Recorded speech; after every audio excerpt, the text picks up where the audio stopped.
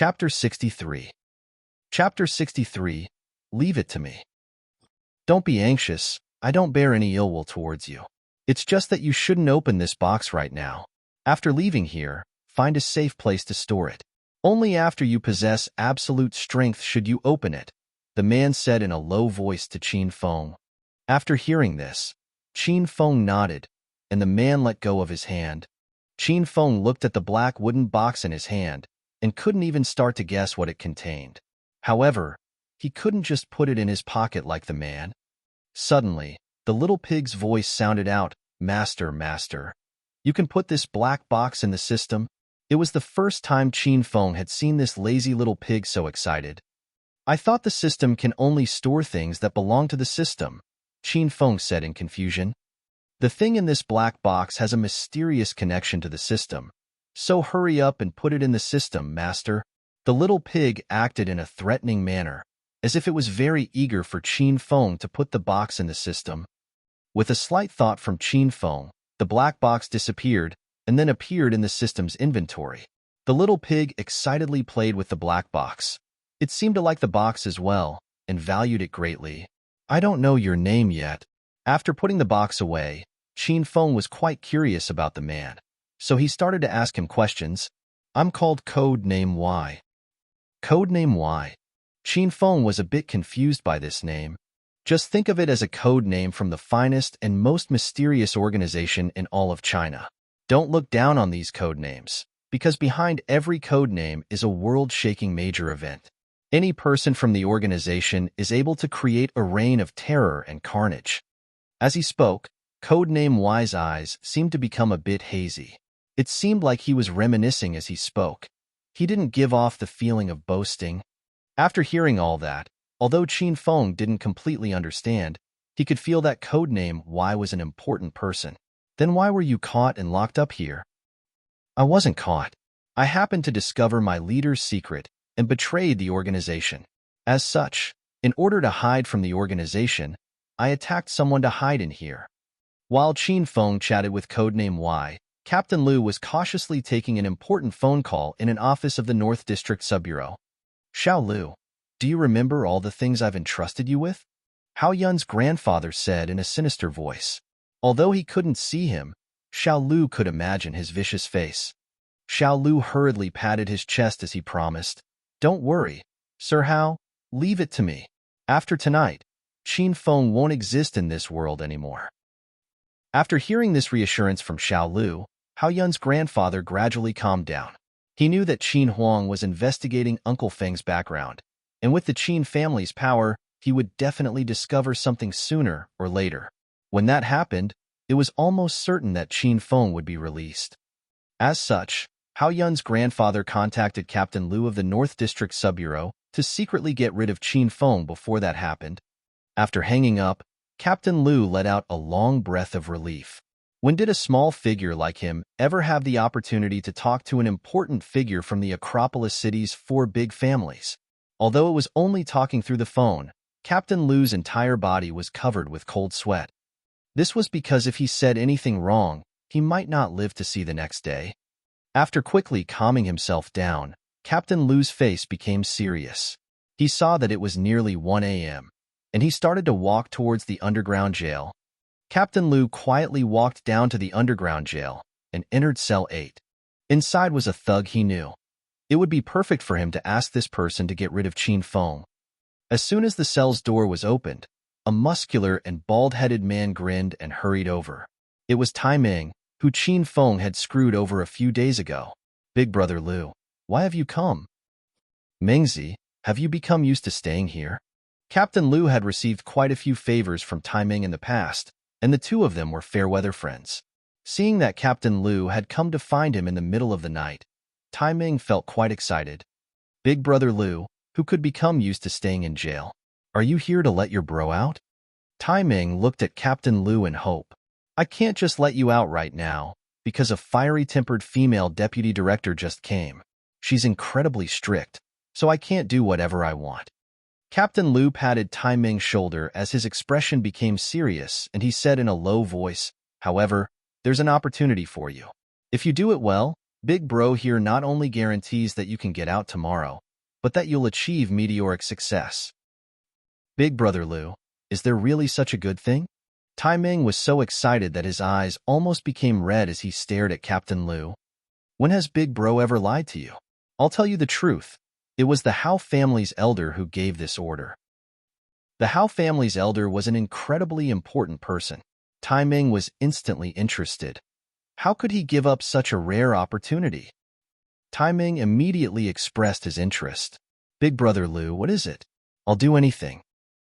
Captain Lu didn't dally.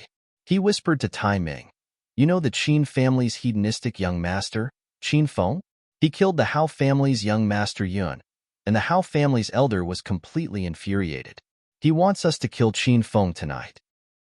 Qin Feng? Upon hearing this name, Tai Ming reacted as if he had been shocked by lightning. His whole body shuddered. His gaze instantly became dark and cold. He was in jail because of that Qin Feng, and there was an opportunity for him to take revenge, then be released and receive the Hao family's favor. Tai Ming simply had no reason to give up this opportunity that would bring eternal rewards.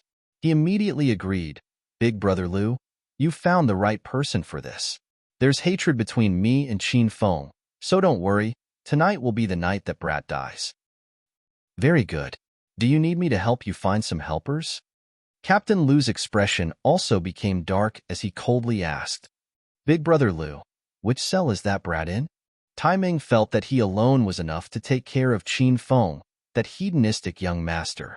However, just to make sure everything went a plan, it would be better for him to take a few people with him. Because of all the years he had spent as a thug, he had quite a few connections. He knew half of the people in this jail, and if Qin Feng was locked up with people he knew, that would save a lot of trouble for him. Cell 12, the innermost cell on the right-hand side, Captain Lu replied. Hee, then there's no need. I have 3 brothers in there. The 4 of us are enough to take Qin Feng's life. Tai Ming knew that in Cell 12, there was the long-haired man, bald-headed man, and the man with the wolf tattoo. He patted his chest and assured Captain Lu the job would be done. Seeing that Tai Ming was so confident, Captain Lu didn't say much and led him to Cell 12. Qin Feng and Codename Y were still chatting. Qin Feng had learned many shocking things from Codename Y, and had received much information about some hidden experts. After hearing about those things, Qin Feng realized that he didn't have that much strength.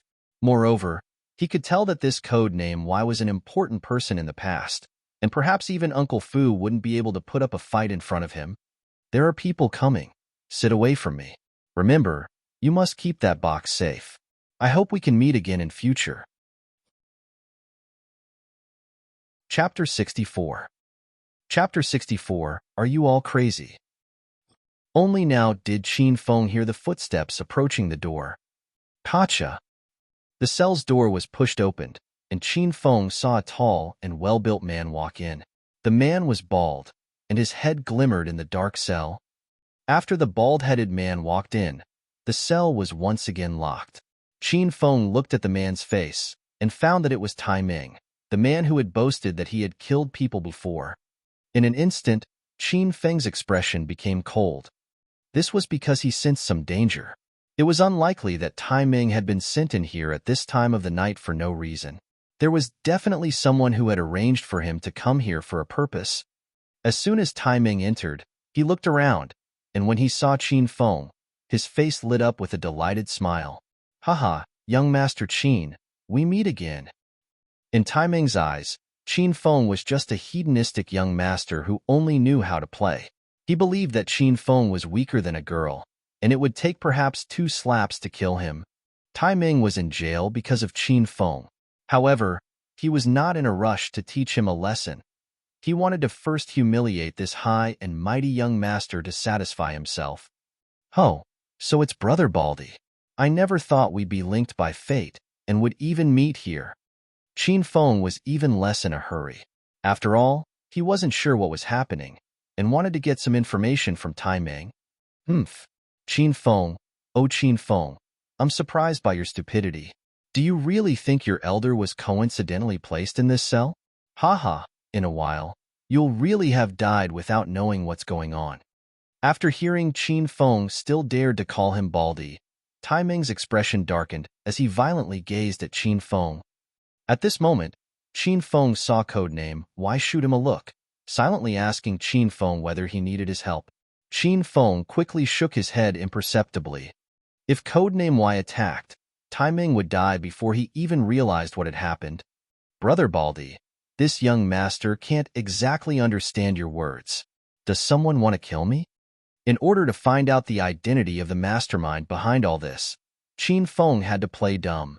The stupid Tai Ming couldn't tell, and started to laugh at Qin Feng's idiocy. Qin Feng, since you're about to die, your elder might as well tell you. The Hao family's elder sent me to get rid of you. Once I do that, I'll be released, and will rise to meteoric success by following him. Ha ha ha. Tai Ming started to laugh uproariously in the cell, as he looked at Qin Feng with condescension. There's also something else. What I said at the Royal Hotel wasn't a joke. Your elders killed people before, and isn't afraid to do it again. Ha ha, I'm so afraid, Qin Feng replied as he coldly laughed.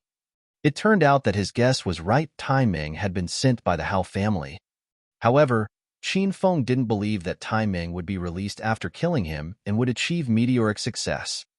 With the Hao family's elder's personality, he would be killed to be silenced.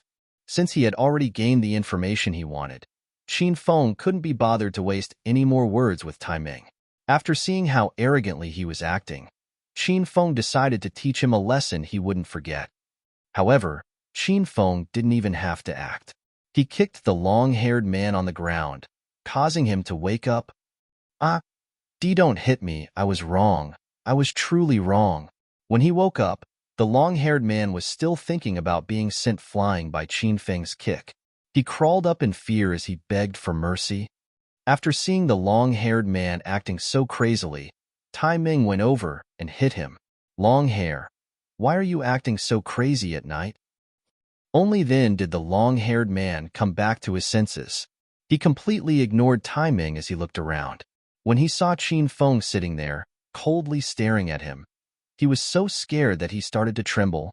The commotion the long-haired man caused resulted in the other tattooed men also being woken up.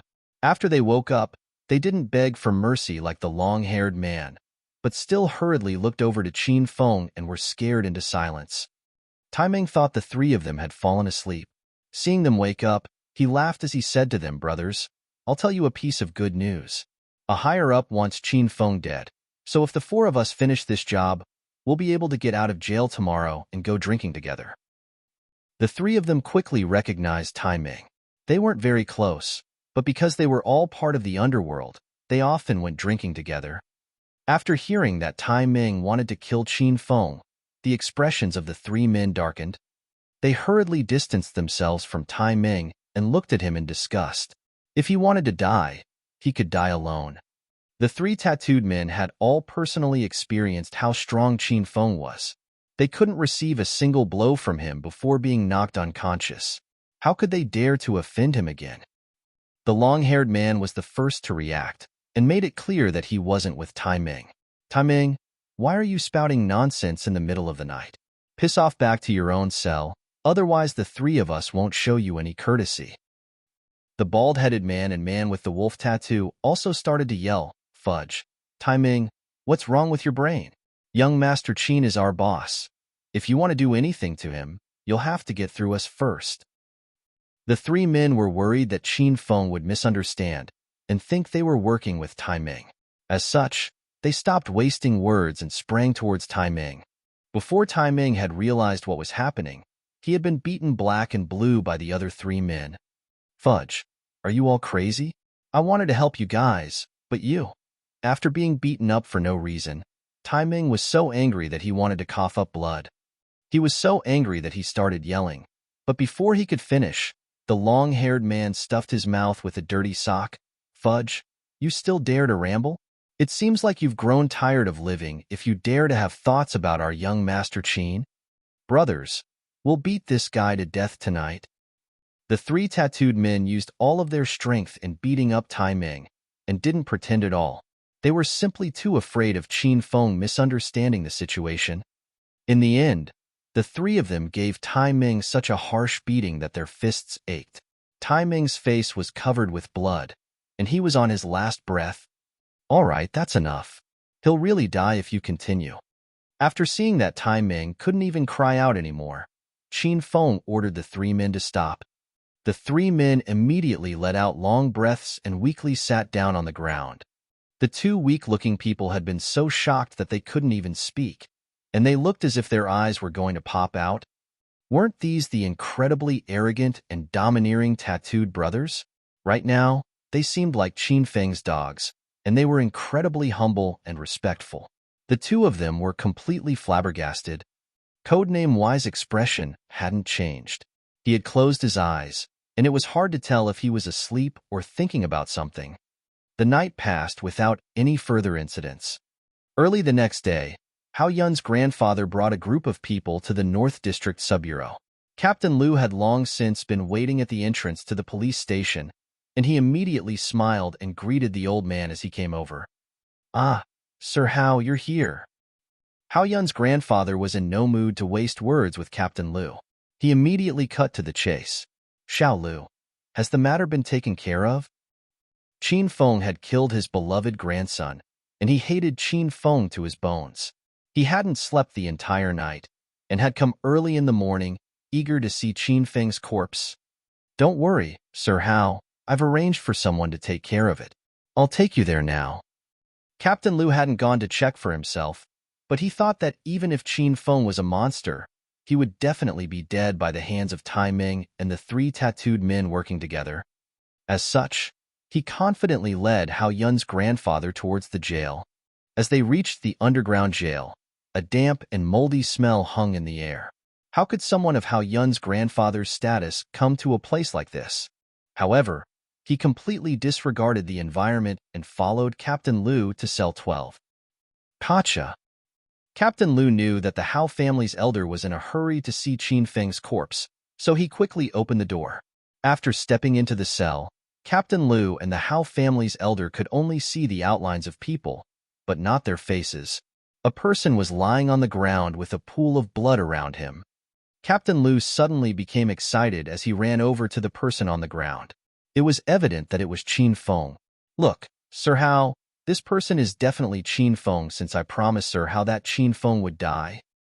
Seeing the unmoving Qin Feng on the ground, Captain Liu was convinced that Qin Feng had been killed by Tai Ming.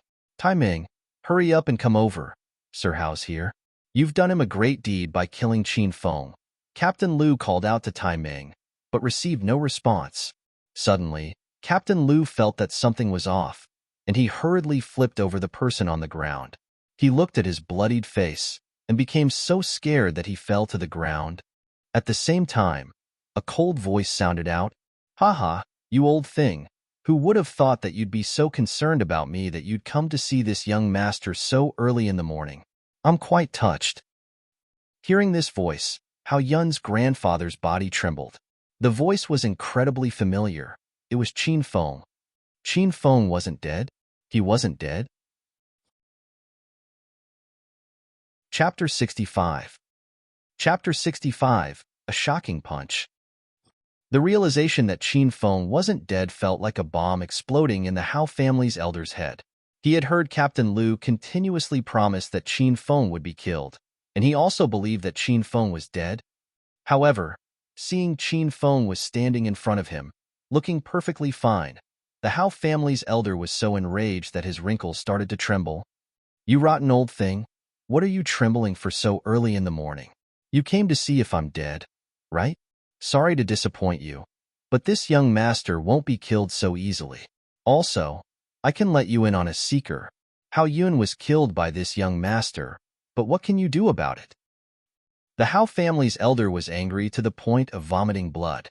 Qin Feng's eyes shot out a chilling light as he continued, "From what I know, Hao Yun, that piece of trash, forced 32 female students into bed with him.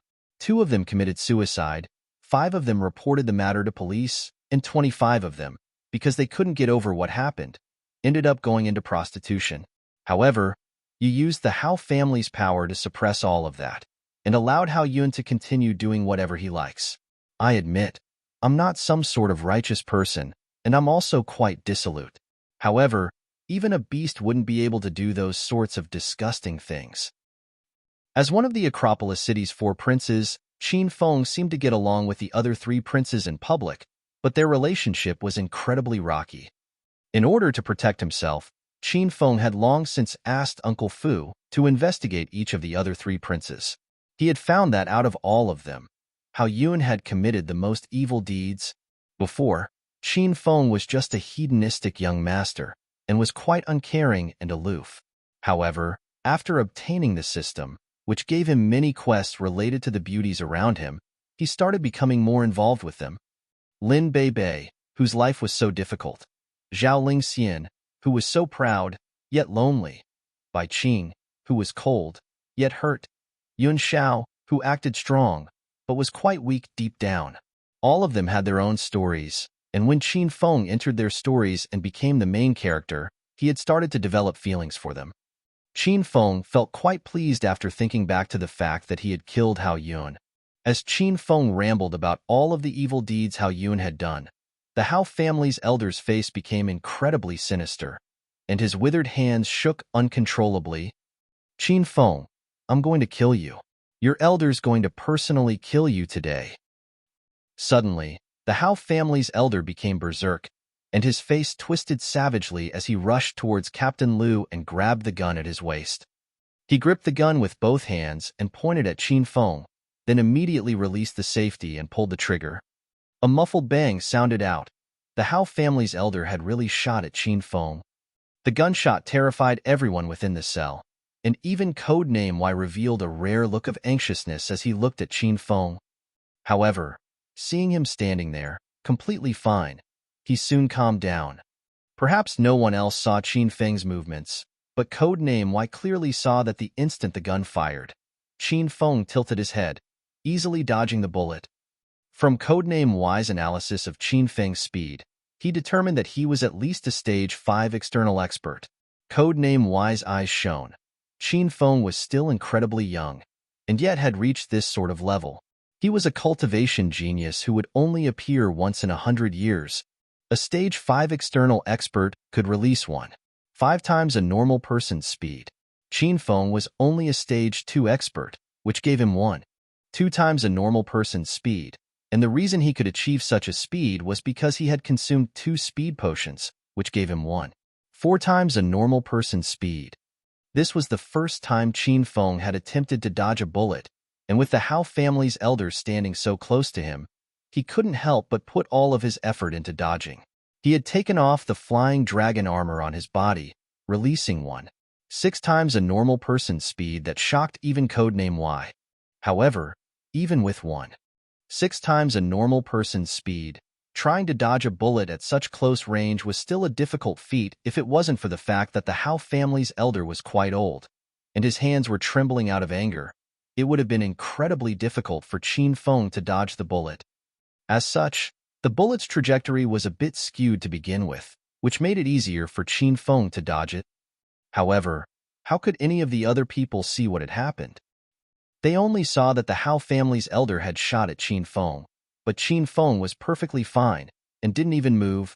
This scared the wits out of the 3 tattooed brothers. They inwardly rejoiced that they hadn't tried to kill Qin Feng with Tai Ming. That would have been suicide. As for the 2 weak-looking men, their eyes rolled up as they fainted. The Hao family's elder looked at Qin Feng aghast. He couldn't believe that Qin Feng was still alive and looking perfectly fine. Qin Feng suddenly moved and came to the Hao family's elder in the blink of an eye. He had actually dared to point and shoot a gun at Qin Feng. This made him incredibly furious. The consequences would be severe. He unhesitatingly punched out and smashed into the old man's face. With a bang, the Hao family's elder flew out. The bag of old bones nearly collapsed as he hit the ground. Don't think that I wouldn't hit you just because you're old. Qin Feng calmly spoke after landing that domineering punch. He definitely wouldn't show mercy to an evildoer like the Hao family's elder. What's more, this old man had tried to silence him in jail. There was no need for Qin Feng to give him face. These incredibly shocking turns of events left Captain Liu completely dumbfounded, and his eyes were full of dismay. His mouth was wide open, and could probably fit 2 big goose eggs. He knew Qin Feng's background, and knew that there was some conflict between the Qin family and Hao family. However, he never thought that someone would dare to hit the Hao family's elder. He was sure that even Qin Huang wouldn't dare to be this arrogant. However, Qin Feng had attacked, and savagely at that. He didn't put the Hao family's elder in his eyes at all. Captain Liu looked at Qin Feng's overbearing and domineering figure and felt that he hadn't punched the old man out of arrogance, but because he possessed the strength to do so. Qin Feng, why you dare to goddamn punch me? The Hao family's elder pointed at Qin Feng and roared in disbelief. He was a sorry figure on the ground, and his entire body was covered with dirt and dust. He spat out a few mouthfuls of blood before gradually recovering. At this moment, footsteps rumbled out as a large group of people brought by the Hao family and Qin family rushed over. The people from both parties were dumbfounded after seeing the scene before them. Only after staring in shock for a while did Hao Yun's father, Hao Nan, rush over to the Hao family's elder, Hao Long Tian, and help him up. Chapter 66. Chapter 66, The Han Family. Dad, what's going on? Who hit you like this? Hao Nan was completely flabbergasted as he looked around him. There was no one in this jail who would dare to hit the Hao family's elder. He even wondered if it was his dad who had tripped over and ended up like this. Nan, hurry and kill that Qin Feng. I want to see him die. Seeing that his family's people had arrived, the Hao family's elder started to become emotional. He pressed his hand against his aching chest and after coughing, spat out another 2 mouthfuls of blood. When they saw that their elder was coughing up blood, the faces of the Hao family's people all darkened, becoming more savage than a demon's. Dad, it couldn't have been that bastard Qin Feng who hurt you like this? Hao Nan asked in surprise. Don't waste time. Just hurry up and get rid of that Qin Feng for me. The Hao's family's elder didn't have the face to admit it in front of so many people and demanded that Qin Feng be killed. Looking around, the Hao family saw that out of everyone present, only Qin Feng had the guts to hit their family's elder. Hao Nan instantly became furious and didn't say anything as he swung his fist towards Qin Feng. He had been in the military before, and in order to train his body, he had learned many self-defense techniques. Hao Nan was certain they would be enough to deal with this hedonistic young master. His big fist soon arrived right in front of Qin Feng's eyes, and the ruthlessness on his face was plain for all to see. He was probably aiming to take out one of Qin Feng's eyes with this punch. At this very moment, Qin Feng acted. He threw a simple punch, but it was incredibly fast. Most of the people present weren't able to see it clearly. It looked like a shadowy blur to them. Following this, Hao Nan's large body flew backwards. Only when Hao Nan's body heavily landed on the ground with a thump did everyone else come back to their senses. Everyone was staring with widened eyes, even Qin Huang. It was as if he didn't recognize Qin Feng anymore. Uncle Fu's eyes shone. He hadn't seen Qin Feng in a week, but it seemed that he had become many times stronger. Qin Feng, you actually dare to attack someone in public. Department Head Zhao, you also saw that. I believe that such a dangerous person to society should be executed right away. The Hao family's people were immediately outraged. They continuously pointed and cursed at Qin Feng, making him feel as though his ears were becoming calloused. He thought to the little pig and the fireball it could release once per month. If he could evolve the little pig, it would be able to shoot out fireballs whenever it wanted to. It would be able to open its mouth and burn these people to ashes. That would make things a lot simpler. Department Head Zhao had come to help the Hao family, so when he saw that Qin Feng was unhesitatingly attacking them so openly, he felt as if Qin Feng was slapping his face. He furiously came over to Qin Feng and said, Qin Feng, the evidence of you killing people is undeniable, and now you're attacking and injuring innocents. I'm going to take you to the capital for sentencing. No, Feng Er isn't guilty, so he can't go with you to the capital. Qin Huang's face fell as he stepped out, trying to stop him. After having experienced the battlefield of business and politics for many years, Qin Huang naturally knew what Department Head Zhao was thinking. If Qin Feng was taken away, he would probably be killed along the way. Qin Huang, Although you're the Acropolis City's Chamber of Commerce representative and have contributed much to the city economically, it's a fact that Qin Feng has killed people. I hope you won't continue to try to defend him. Otherwise, I'll arrest you as well. Department head Zhao was feeling quite angry and did not give Qin Huang any face. He was determined to bring Qin Feng away. Qin Huang's face slowly darkened and he glanced at Uncle Fu, who immediately produced a stack of documents and handed them to him. Qin Huang opened the documents and showed them to Department head Zhao. Department head Zhao, according to my investigations, the old man who Qin Feng accidentally killed wasn't like who the Hao family's elders said he was. He wasn't the Hao family's butler. He was a murderer who killed 6 people in the southeast region 3 years ago. The national fugitive who killed an entire family, Zhang Fei. After looking through the documents Qin Huang had handed to him, a look of surprise flashed in Department head Zhao's eyes, but his expression soon turned icy again. How do I know that these documents aren't fake? Even if it was a case 3 years ago, it will take some time to determine if that old man really was a murderer. However, even you saw Qin Feng attacking innocents, so I'm still going to take him to the capital. If anyone tries to stop me, then don't blame me for being discourteous. I'll take them as well. The Hao family had already told Department head Zhao about Uncle Feng's background. Now that Qin Huang had discovered Uncle Feng's identity as well, Department head Zhao was in even more of a rush to take Qin Feng away. His oppressive words left the people from the Qin family not knowing what to say. They could only watch Department head Zhao prepare to take Qin Feng away, as they desperately tried to think of ideas. Hold it. I'll see who dares to take away Qin Feng today. At this incredibly crucial moment, a strong and steady voice rang out. Everyone looked over to the entrance of the jail and saw a tall and sturdy man. Next to him was a beautiful woman with curled hair, who was also quite tall and had a fiery figure. They were unhurriedly walking towards the rest of them. When they came closer, the crowd saw who these 2 people were.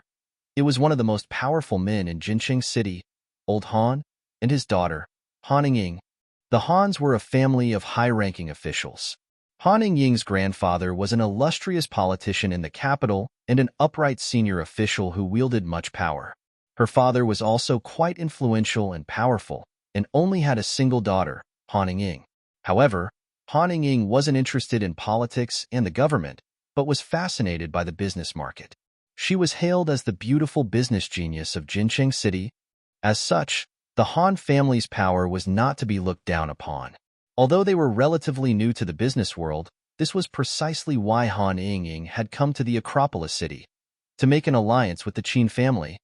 She also made it clear that the Han family was going to support and protect Qin Feng. Department head Zhao, long time no see. What have you been busy with these days? Old Han came over to Department head Zhao and gave him an amicable smile. However, Department head Zhao was unable to smile back. The instant he saw Old Han, he knew the power he represented. Senior official Han held an incredible amount of power, and even Department head Zhao had to reconsider whether it was worth offending the Han family over the Hao family. Even if I'm busy, I can't be as busy as Big Brother Han. Department head Zhao forced out a smile as he looked at Old Han and asked, Big Brother Han, why have you come here? Department head Zhao tried to veil his words, but everyone could tell what he was trying to say. Old Han's smile became even brighter as he replied, Department head Zhao, you might have misunderstood. I'm not here to do much. It's my darling daughter who's interested in Qin Feng and knows that someone framed him. She called my old man, who threw a fit of rage and even cursed at me, then commanded me to come over. Department head Zhao, you understand now, right? Who couldn't understand what Old Han had just said? No one expected that the #1 beauty of Jincheng City would have become interested in the Qin family's hedonistic young master. And now, for her little lover, Han Ying had even brought her grandpa into this. It seemed very likely that there would be a marriage alliance between the Qin and Han family. Their family's ideal son-in-law was about to be framed, sentenced, and executed. How could senior official Han sit idle? He was determined to get involved in this matter and get Qin Feng out of this. Everyone looked completely shocked, while Qin Feng looked at the lovely and charming Han Ying with great interest. He never thought that Han Ying would have gone begging to her grandpa to protect him. Moreover, She had even used the excuse that she liked him to force her grandpa's hand. Qin Feng now knew that he would become inextricably tangled with Han Ying. Fortunately, there was the quest to conquer Han Ying. Having such a powerful and beautiful woman by his side would be quite a good thing. Department Head Zhao's expression darkened as he gritted his teeth, feeling incredibly conflicted. After a while, he gave a smile as he made his decision. Old Han, I've got some things to take care of, so I'll be leaving first. When you've got time in the capital, remember to come and find me. Department Head Zhao patted Old Han's shoulder as he walked out of the jail. Under the pressure from the Han and Qin family, he decided to cast aside the Hao family. After Department Head Zhao left, the Hao family's people deflated like balloons and didn't say anything further.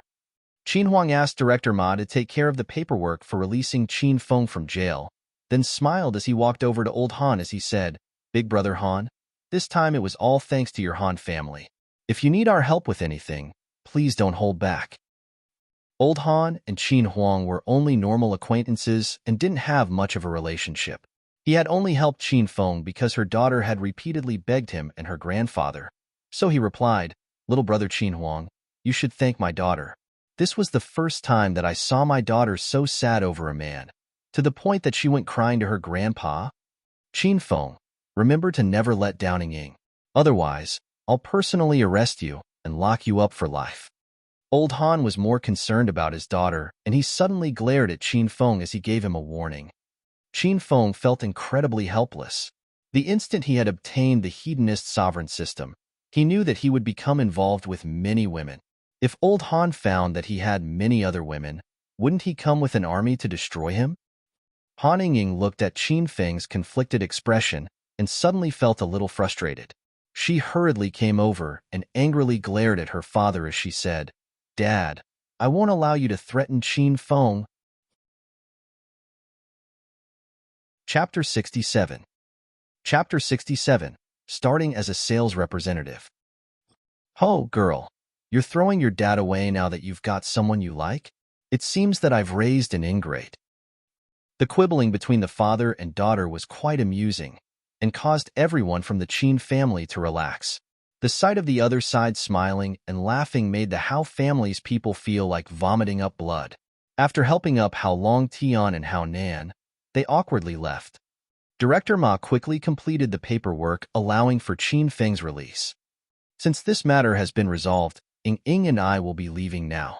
Qin Feng suffered quite a bit through this ordeal, so you should go home and rest up for a few days. If there's anything you need, just come find me." Seeing that everything was fine now, Old Han prepared to take his daughter back to Jinqing City with him.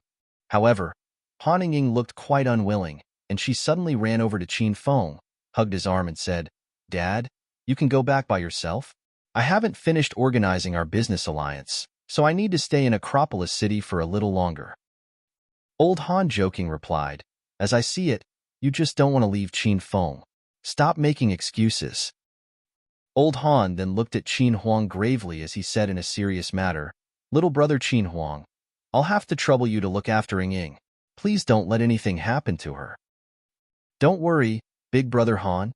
Our Qin residence has plenty of rooms. Ying can come stay with us, and I'll help her with the business matters. From now on, Ying will also be my daughter." With these words from Qin Huang, Old Han was finally able to relax. He only had this one darling daughter, so he especially treasured her. After saying goodbye to the Qin family's people, Old Han returned to Jinqing City. Qin Huang brought Qin Feng and Han Ying to his Mercedes-Benz, where Uncle Fu was waiting. The four of them then drove towards the Qin residence. After returning to the Qin residence, Uncle Fu went to arrange matters for the battle with the Hao family. Qin Huang organized for Han Ying to stay at a villa close by. That 3-story villa had previously been empty, but now it was her personal villa. Standing on the terrace on the top floor, Han Ying's cute and charming expression disappeared, as a look of amusement appeared on her face.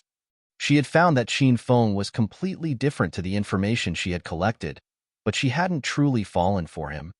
Before, she had put on an act to mislead everyone else, making them believe that she truly liked Qin Feng. She had even involved her father and grandfather to protect Qin Feng. Han Ying had executed her plan perfectly.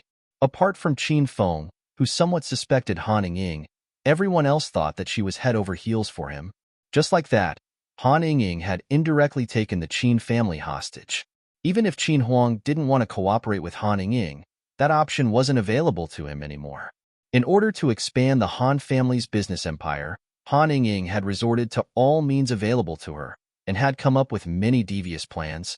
In the end, she still saved Qin Feng, and the Han family allying with the Qin family would be beneficial to both of them. Feng Er, now that everything's settled down, tell me, why did you act so rashly? Qin Huang and Qin Feng were sitting in the main villa's living room on the 3rd floor.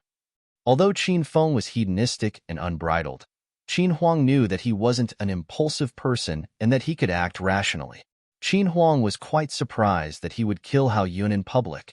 That night, Hao Yun called me over to the Amethyst Dragon Palace and schemed with the other 2 princes to entrap me. I was forced to fight with Uncle Feng, but luckily, I had learned powerful external techniques from my master. Otherwise, I would have been killed by Uncle Feng. In my anger, I killed Uncle Feng and Hao Yun. Qin Feng went over the events from that night. Some of the details were true, while others were not. It wasn't that he wanted to lie to his father, but that this matter involved Zhang Biao and the hedonist sovereign system. He simply didn't want to reveal too much. After listening to Qin Feng's side of the story, Qin Huang felt that there were some things that he had left out. However, Qin Huang believed that those things were related to his son's mysterious master and sect, so he didn't ask any further. Since the situation's like that, I won't say anything else. The Hao family has indeed committed countless atrocities, so it could be said that our Qin family has done the public a service. Qin Huang then deeply sighed. Although he didn't fear the Hao family, they were still quite a significant one. This battle was sure to cause the Qin family to suffer considerable losses. Feng Er, although you've come back safely this time, the Hao family will definitely try to attack you from the shadows. In the future, you need to be more careful. Actually, how about you stop going to university for a while and come work at the royal group? No way, Dad. Do you really trust me to go to work? You're not worried I'd destroy the entire company? After experiencing such a carefree lifestyle, Qin Feng didn't want to work. Qin Huang glared at Qin Feng as he replied, "You want to destroy the royal group? You'll have to possess the ability first. I'm not going to let you in by the back door. You'll start at the sales department as a sales representative." Dad, did you pick me up from the rubbish dump? Qin Feng could feel his world collapsing. Qin Huang's face became completely serious. You wish. If I really picked you up from the rubbish dump, that would have cost you 8 lifetimes worth of luck. I don't want to hear any more complaints this time. I won't pamper you. If you don't want to start as a sales representative, then go to the capital's Dongfang family and marry Dongfang Qingshui. With the Dongfang family taking care of you, you can play as much as you want, and I won't have to worry about you anymore. Dongfang Qingshui was the Dongfang family's pride and joy, and her beauty was famous throughout the capital. The marriage that Qin Huang spoke of was with the Dongfang family's eldest granddaughter, Dongfang Qingshui. Even Qin Huang felt that his son's life was too good. Qin Feng was simply too lucky for him to be able to arrange this marriage, and for the Dongfang family to be so willing. However, this brat didn't want to marry Dongfang Qingshui. Some water must have leaked into his head while he was showering. Hearing that the alternative was immediately getting married, Qin Feng's attitude immediately changed. He chuckled as he said to Qin Huang, "Dad, I'm already an adult, so I should be challenging myself. I feel that starting from the bottom as a sales representative will be able to develop my willpower. I've decided that I'll start working tomorrow, and I promise that I'll be a competent sales representative and help the company become more prosperous." Qin Huang helplessly shook his head. Why was his son so dumb? Qin Feng inwardly let out a sigh of relief when he realized that his dad wasn't going to bring up marriage anymore. Asking a hedonistic young master like him to get married was almost equivalent to killing him. However, Qin Feng felt a bit confused. Since they had arranged this marriage, why hadn't the Dongfang family come to help when the Qin family was in trouble? "Dad, I think we should get rid of this marriage arrangement. I was nearly executed, but they didn't even help." Qin Feng suddenly brought up a good reason for rejecting this marriage arrangement. Qin Huang's expression darkened as he glared at Qin Feng and replied, "You stinking brat, you're underestimating the Dongfang family. Your matter was so small that I was too embarrassed to ask them for help.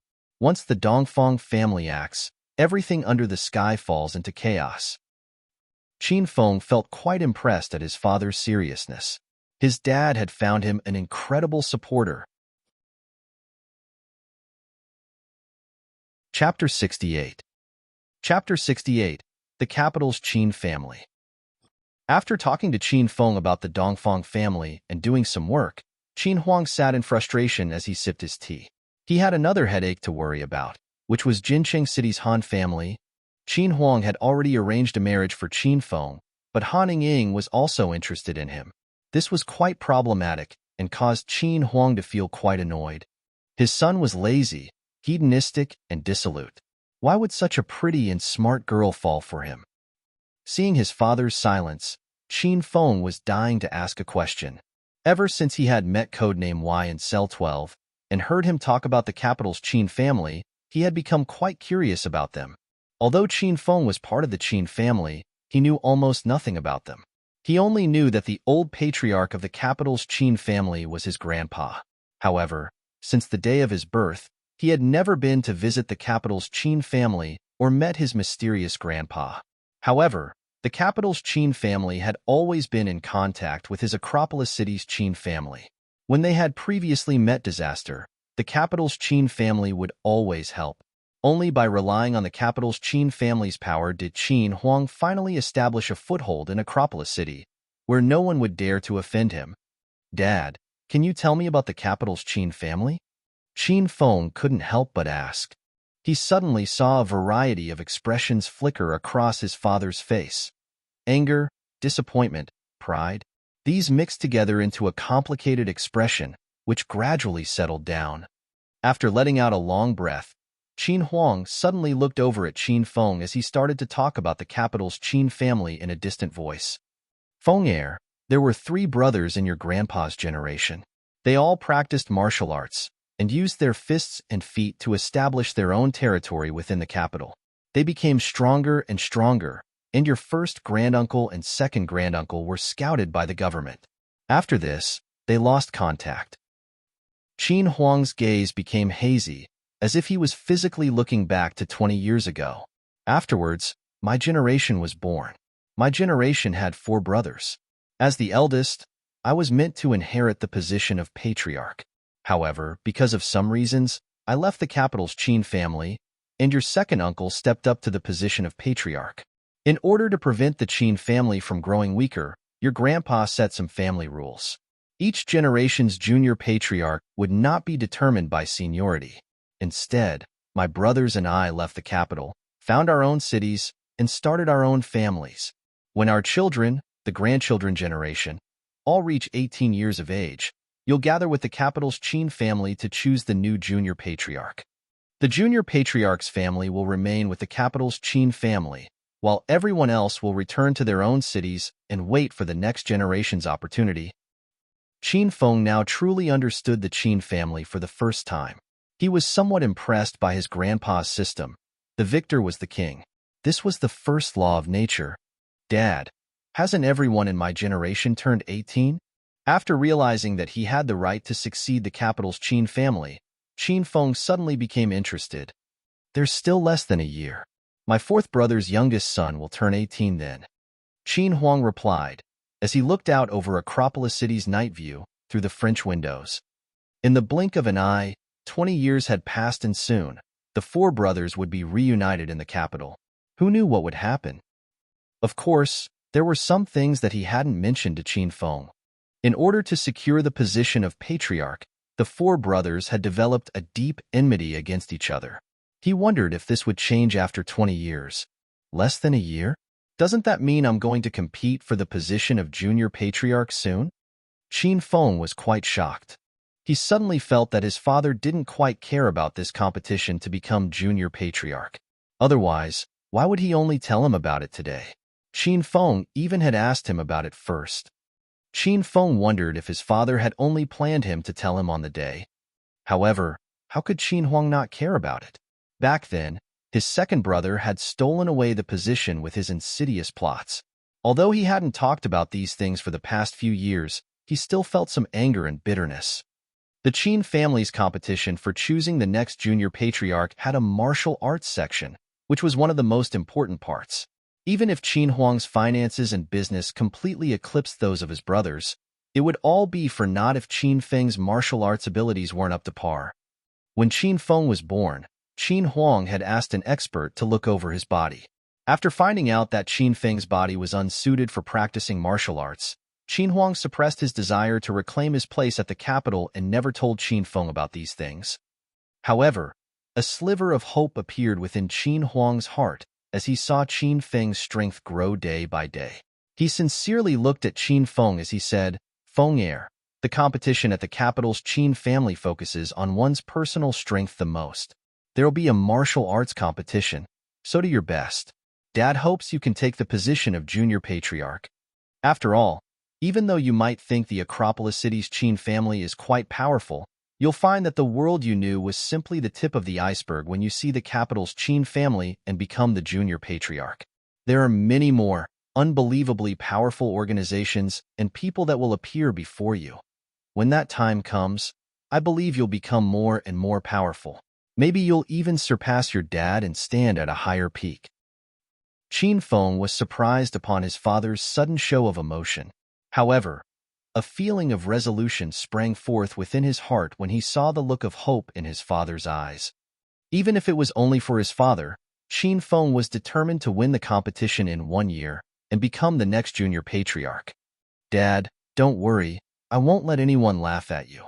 On the day I become the junior patriarch, you'll be able to proudly step back into the capital's Qin family and take back the position of patriarch that belongs to you." Qin Feng looked completely serious and determined, which sent a wave of warmth through Qin Huang's heart. Suddenly, he felt as if he could see clearly. He realized that all his fame and glory was simply smoke. As long as his son could live happily and healthily, he would be able to face Su in the afterlife. "Dad, since you've told me about the capital's Qin family, tell me about my mother as well." After hesitating for a moment, Qin Feng mustered up the courage to ask. Ever since he had been born, he had never seen his mother. When he had asked about his mother in the past, his father had always severely rebuked and lectured him. When he grew up and asked about this, his father would always change the topic. In the end, Qin Feng stopped asking. Perhaps there were some circumstances preventing his father from telling him. When the time was right, his father would probably tell him. Now that Qin Huang had started to open up, perhaps he would spill the beans on Qin Feng's mother as well. However, the smile on Qin Huang's face was suddenly replaced with a dark look. "That's all we'll talk about today. If you want to take the position of junior patriarch, you'll need to work hard on your martial arts and become stronger. As for your mother, I'll tell you about her when you become the capital's Qin family's patriarch." After saying this, Qin Huang turned and left. For the rest of the day, Qin Feng was quite bored and swam in the swimming pool in the middle of the villa. The only interesting thing was that Han Ying had kept him company next to the pool in the afternoon. Han Ying, who was wearing a bikini, looked extremely voluptuous and seductive. However, knowing how scheming she was, Qin Feng gave up on any thoughts about sleeping with her. This sort of woman couldn't be slept around with. They could only be conquered. When it became dark, Qin Huang finally gave Qin Feng a task. He was to go to Zhao Lingxian's house to visit his Uncle Zhao. This was because Uncle Zhao had expended much effort to help Qin Feng this time as well. Thinking to his arrogant, but cute little sister Lingxian, Qin Feng didn't hesitate to dress himself up as he left for the Zhao family's residence. Qin Huang had wanted Uncle Fu to accompany Qin Feng, but Qin Feng had refused. He was preparing to seduce a girl.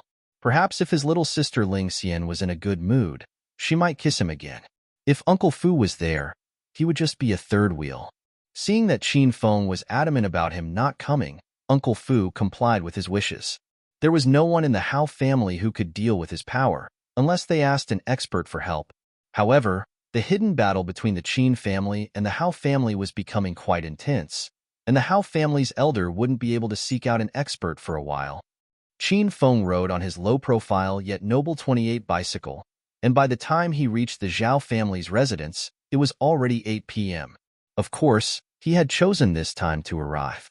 That way, he would have an excuse to eat with the Zhao family and get closer to his little sister Ling Xian. Although he didn't have a quest regarding Zhao Ling Xian anymore, after that passionate kiss in her bedroom, Qin Feng desperately wanted to kiss her again. After pressing on the doorbell, the door was opened and Zhao Ling Xian stood before him. She was wearing a loose, gray, short-sleeved jacket with a cyan strap top inside. Her beautiful white shoulders, adorned with 2 cyan straps, were a feast for Qin Feng's eyes. As well as this, she was wearing a sky-blue short skirt, and most of her alluring legs were visible. Just a single glance could inspire countless fantasies. Zhao Ling Xian's expression was extremely cold, and she seemed to be in a poor mood. However, when she saw Qin Feng, her eyes briefly shone, but quickly returned to their original expression as she asked, "What are you doing here?" "Of course, it's to come play, and with little sister Ling Xian," Qin Feng replied as he smiled. Chapter 69. Chapter 69. The Arrogant Liang Zhenwei. Zhao Ling Xian glared at Qin Feng because she didn't like him acting so frivolously, then turned around and walked back. Qin Feng entered and closed the door. Just as he was going to walk after her, he saw an unfamiliar man sitting in the Zhao family's lounge. When he looked at the man's face, Qin Feng felt as if he had seen him before, but couldn't remember where. "Ah, Qin Feng's arrived. Have a seat." Seeing that Qin Feng had come in, Zhao Dahai smiled as he beckoned him over and asked him to sit down. "We have a guest tonight, the capital's Liang family's second son, Liang Zhenwei, who is Liang Sheng's big brother. This is my good friend's son, Qin Feng." Zhao Dahai introduced them. Qin Feng sat down beside Zhao Ling Xian and locked gazes with Liang Zhenwei, who was sitting beside her. Both of their eyes had a hint of iciness buried within them. "Uncle Zhao, what's this Qin Feng's relationship with Princess Ling Xian?" Seeing that Qin Feng had immediately come to sit next to Zhao Ling Xian, a hint of hostility flashed in Liang Zhenwei's eyes. Evidently, Zhao Dahai could tell what Liang Zhenwei was thinking, and he hurriedly smiled as he replied, "Young Master Liang, don't misunderstand. I've been close friends with Qin Feng's father for 20 years, and Qin Feng grew up with my daughter. They can be considered as childhood sweethearts, but there's nothing between them." It would have been better for Zhao Dahai not to explain. Hearing that they were childhood sweethearts, Liang Zhenwei's expression became ever darker. He had come to the Acropolis City's Zhao family as the capital's Liang family's representative for 2 reasons. The first was because of his little brother, Liang Sheng. He had come to discuss his marriage with Zhao Ling Xian a week ago, but had lost contact and seemingly disappeared. Liang Zhenwei had come to see what had happened to him. The second reason was because the Liang family felt that something was off, and it was very likely that Liang Sheng had been killed. If that was the case, the marriage between the Liang family and Zhao family would not be able to go ahead.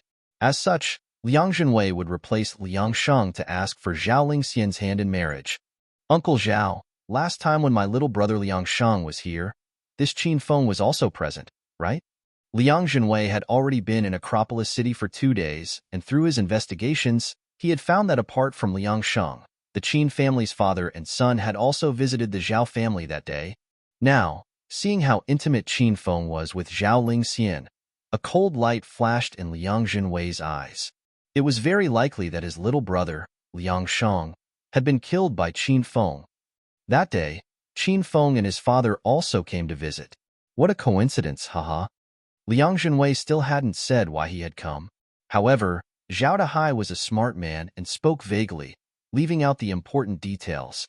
"So it was like that," Liang Zhenwei said to himself. After sinking into silence for a few moments, he suddenly looked at Zhao Ling Xian with a passionate gaze and said, "Princess Ling Xian, my purpose in coming this time is to help my little brother, Liang Sheng, cancel his marriage with you and arrange a marriage between myself and you." Zhao Ling Xian didn't have a good impression of Liang Zhenwei from the start. He had an arrogant and overbearing demeanor about him and acted all high and mighty. It felt as if everyone else was nothing in front of him. What made Zhao Ling Xian even angrier was that the Liang family thought of her as some sort of object. She had been engaged to the little brother, and now the big brother had come to cancel that marriage, then asked to marry her himself. What sort of joke was this? She was already furious, but her father hadn't said anything about it. In order to give her father face, she could only quietly endure. At this moment, a cold and calm voice rang out next to her. The Liang family's second young master, was it? I have a question. Is your whole Liang family so lacking in morals? And are all of your marriages so complicated and idiotic? Actually, I'll just be direct. Do your father and his brothers all share the same wife? These words caused the atmosphere in the room to become freezing cold. The three other people looked at Qin Feng strangely. Zhao Dahai looked confused. Zhao Lingxian looked shocked, and the look of hostility on Liang Zhenwei's face became evident. Zhao Lingxian never thought that Qin Feng would have stood up for her with these words. A sweet and warm feeling flowed through her heart. Qin Feng, was it? I've investigated you before. You're from the Acropolis City's Qin family, and with your father being the richest man in Acropolis City, you do nothing except laze about and play with women. You think you're so great? Let me tell you, your crappy Qin family is nothing compared to the Liang family in the capital. You'd better not offend me, otherwise your elder will cause the Acropolis City's Qin family to disappear overnight with a single sentence. Indeed, Liang Zhenwei was quite overbearing and arrogant, and didn't even consider giving Zhao Dahai face when he said these things to Qin Feng. He directly started to threaten Qin Feng. This was because in Liang Zhenwei's eyes, all the other families were incomparable ants, apart from the 5 big families in the capital. Even though he had come to ask for a marriage with the Zhao family, he believed that the Zhao family was far inferior to the Liang family. He believed that it should have been the Zhao family begging him for the marriage, not the other way around. He had only come to ask for a marriage because he fancied Zhao Lingxian's good looks. Otherwise, he definitely wouldn't have wanted to come to a tiny place like Acropolis City. Zhao Dahai's expression darkened. He had long since known how powerful the Liang family was. Liang Sheng knew how to hold himself back in front of his elders, but this Liang Zhenwei was simply too arrogant. Liang Zhenwei, Qin Feng is my good friend's son, and I wait him grow up. In my heart, he's almost an adoptive son. The words you've said were simply too rude. Since it's getting late, Lingxian, please see Liang Zhenwei out. Zhao Dahai had been quite supportive of the marriage with the Liang family, but now he thought otherwise. He directly asked Zhao Lingxian to kick Liang Zhenwei out. Sir Liang, if you please. Zhao Lingxian was also tired of seeing Liang Zhenwei. When he had threatened Qin Feng, she had also wanted to chase him away. Now that her father had given the order to see him out, Zhao Lingxian immediately stood up and coldly glared at Liang Zhenwei. Haha, Zhao Dahai, have you thought clearly about this? Today, when your elder steps out of your house, there won't be any opportunities for regret. Liang Zhenwei slammed his palm on the table as his face twisted in anger. Who would believe that there was nothing between Qin Feng and Zhao Lingxian? Liang Zhenwei simply didn't believe it. Otherwise, why would Zhao Dahai react like this towards him because of Qin Feng? Hurry up and leave and don't return here. Hearing that Liang Zhenwei had called his name directly, Zhao Dahai was furious and stomped upstairs. Chapter 70. Chapter 70. Stage 4 Inner Qi. There were only 3 of them remaining downstairs. A mocking smile appeared on Liang Zhenwei's face as he suddenly looked to Qin Feng and asked, Qin Feng, are you really fine with Lingxian seeing me out? Aren't you afraid I'll do something to her? You know what? How about you see me off? When Liang Zhenwei made this suggestion, a look of worry flashed on Zhao Lingxian's face, and she secretly pulled on the corner of Qin Feng's clothes. Although she didn't say anything, Qin Feng could tell what she was thinking. Don't worry, Lingxian. It seems that young Master Liang and I were thinking the same thing. Since he wants to have a chat with me, I'll go for a walk with him. Qin Feng smiled at Zhao Lingxian, reassuring her, then walked out of the Zhao family's residence with Liang Zhenwei. He could naturally tell what Liang Zhenwei was thinking. He probably knew that Qin Feng had killed his little brother Liang Shang, and now, he had become his rival in love. As such, he wanted to challenge him alone and get rid of him. However, how could Qin Feng, who was capable of defeating Stage 4 experts, be afraid of Liang Zhenwei? After walking a few hundred meters away from the Zhao family's residence, They found a spacious plot of uncultivated land and stopped there. Haha, Qin Feng, your elder admires your guts. It seems to me that you've become too arrogant in Acropolis City and that there's no one to put you in your place. Today, your elder will show you what it means to be part of a big family. Your elder can destroy your entire Qin family with a single hand. The fury on Liang Jinwei's face was long gone and had been replaced with a condescending smile. To him, Qin Feng was a dead man as soon as he had walked out of the Zhao family's residence with him. Liang Jinwei was the second eldest in the Liang family's grandchild generation. While the third eldest, Liang Sheng, was a lazy idler, he was obsessed with martial arts. With the Liang family's support, he had become a stage 4 inner chi expert. Cultivating inner chi fell under internal techniques, which were very different to external techniques. External techniques focused on developing and enhancing one's body and physiological functions and were suited for close-range fights. Internal techniques focused on chi refining and allowed the cultivator to grow stronger by cultivating the aura in their dantians. They were more suited for long-range rites.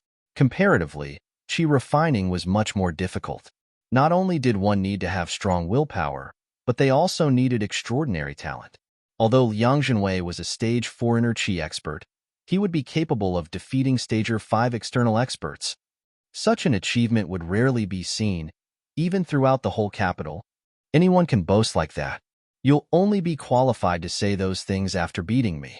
Qin Feng also felt fully confident.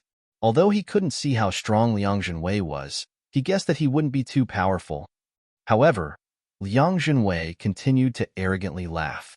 He had already investigated Qin Feng and believed that he was a weak young master who wasn't even worthy of his attention. Did you kill Liang Sheng? Liang Jinwei's expression suddenly became cold as a powerful aura radiated from his body. This freezingly cold intent caused Qin Feng's eyes to narrow and instantly become alert. It seemed that Liang Jinwei wasn't an ordinary person. Ding! The Hedonist sovereign system has issued a quest. Kill the stage 4 inner chi expert Liang Jinwei. Quest time limit, 24 hours. Successfully completing the quest will result in you obtaining 1,000 Hedonist points. Failing will result in the host being killed by Liang Jinwei. A system announcement sounded out, breaking the tense atmosphere for Qin Feng. He asked, "Little pig, can you not suddenly release a quest when the atmosphere's so tense? Also, that guy's a stage 4 inner chi expert?" This was the first time that Qin Feng had run into an internal expert since he had obtained the Hedonist sovereign system. Thinking back to Uncle Feng, who was a stage 4 external expert, Qin Feng wondered who would be stronger. The Hedonist sovereign system wouldn't make a mistake. Liang Jinwei is definitely a stage 4 inner chi expert. After you defeat enemies who have higher cultivation than you, you'll receive different amounts of Hedonist points. The more powerful their cultivation is, the greater the rewards you'll receive. This made Qin Feng feel like he was playing a realistic game, as this was the same principle with monsters. The higher leveled the monster that you killed, the more EXP you would gain. I killed him. Do you know why? Now that the Hedonist sovereign system had issued him with this quest, he had to kill Liang Jinwei. Otherwise, he would be the one being killed. Telling a dead man the secret that he had killed Liang Sheng didn't matter. It was because he was interested in Zhao Lingxian's beauty, but had evil thoughts towards her. As such, he had to die. And now, you have the same thoughts, so you also need to die. Qin Feng could release 6x strength and was equivalent to a stage 5 expert. He wasn't too worried about facing Liang Jinwei, who was a stage 4 inner chi expert. Ha ha ha. I don't know where your confidence in killing me comes from, but one thing you're right about is that your elder's interested in Zhao Lingxian's body. After killing you, I'll dominate her in bed every night and make her wish she's dead. Liang Jinwei started to laugh boisterously. He didn't take Qin Feng seriously at all. A cold light flashed in Qin Feng's eyes as he threw a punch. He exploded out with one. 4x speed and came before Liang Jinwei in the blink of an eye. By the time Liang Jinwei reacted to what was happening, a hint of surprise flashed in his eyes, but it was already too late for him to dodge. He also threw a punch, and their fists collided. A muffled explosion sounded out. Qin Feng had used his full strength from the very beginning. and his fist contained 6x strength. As their fists collided, Liang Junwei was sent flying back. After crashing onto the ground, Liang Junwei's eyes were filled with dismay. He thought that Qin Feng's hedonistic personality was just an act, and that he had been hiding his strength. From that punch, he concluded that Qin Feng had reached stage 5 in external techniques. Liang Junwei suddenly stood up, and the look of shock had disappeared. A mocking smile hung on his face as he looked at Qin Feng in interest. He was completely unscathed after receiving that full-force punch from Qin Feng, and didn't cough up blood as Qin Feng had expected. This was the benefit of practicing internal techniques. When they faced off against powerful external experts, they could use their qi to protect their body. Although Liang Junwei had been sent flying backwards, he wasn't hurt at all. At most, he had a few superficial scratches. Qin Feng was stunned, and his eyes were filled with shock. After blowing Liang Junwei away, he was sure that the fight was over. After all, even Uncle Feng had been killed by him after he obtained 6x strength. Haha, you must be shocked that your elder's completely unhurt. Seeing Qin Feng's confused expression, Liang Junwei laughed in delight. I never thought that you secretly learn external techniques. You must have used this to surprise many enemies, right? It's a pity that you're facing your elder today. Your elder cultivates internal techniques, so unless your cultivation's higher than mine by many stages, you won't be able to beat me with brute force. It looks like you have no chance. Where they were standing, there was a heap of cut timber. Each log was as thick as a person's thigh and was around 7 to 8 meters long. Liang Junwei kicked a timber log, which weighed hundreds of kilograms, and it flew towards Qin Feng. Qin Feng had already witnessed how powerful Liang Junwei's internal techniques were and didn't dare to be overconfident. His feet powerfully tapped the ground as he jumped almost 2 meters high into the air and punched the log with 6x strength. Qin Feng's fist, with a punching force of 300 kilograms, slammed into the log, sending it hurtling back. Liang Junwei's eyes flashed. Qin Feng's strength still surprised him. He couldn't help but admit that even within the capital, there were only a handful of people at Qin Feng's age who could reach stage 5 in external techniques. He once again channeled his inner qi as he caught the log, then used one palm to push it away as he rushed towards Qin Feng. Liang Junwei's steps were still incredibly fast, which caused Qin Feng to feel stunned. By the time he came back to his senses, the log was right in front of him.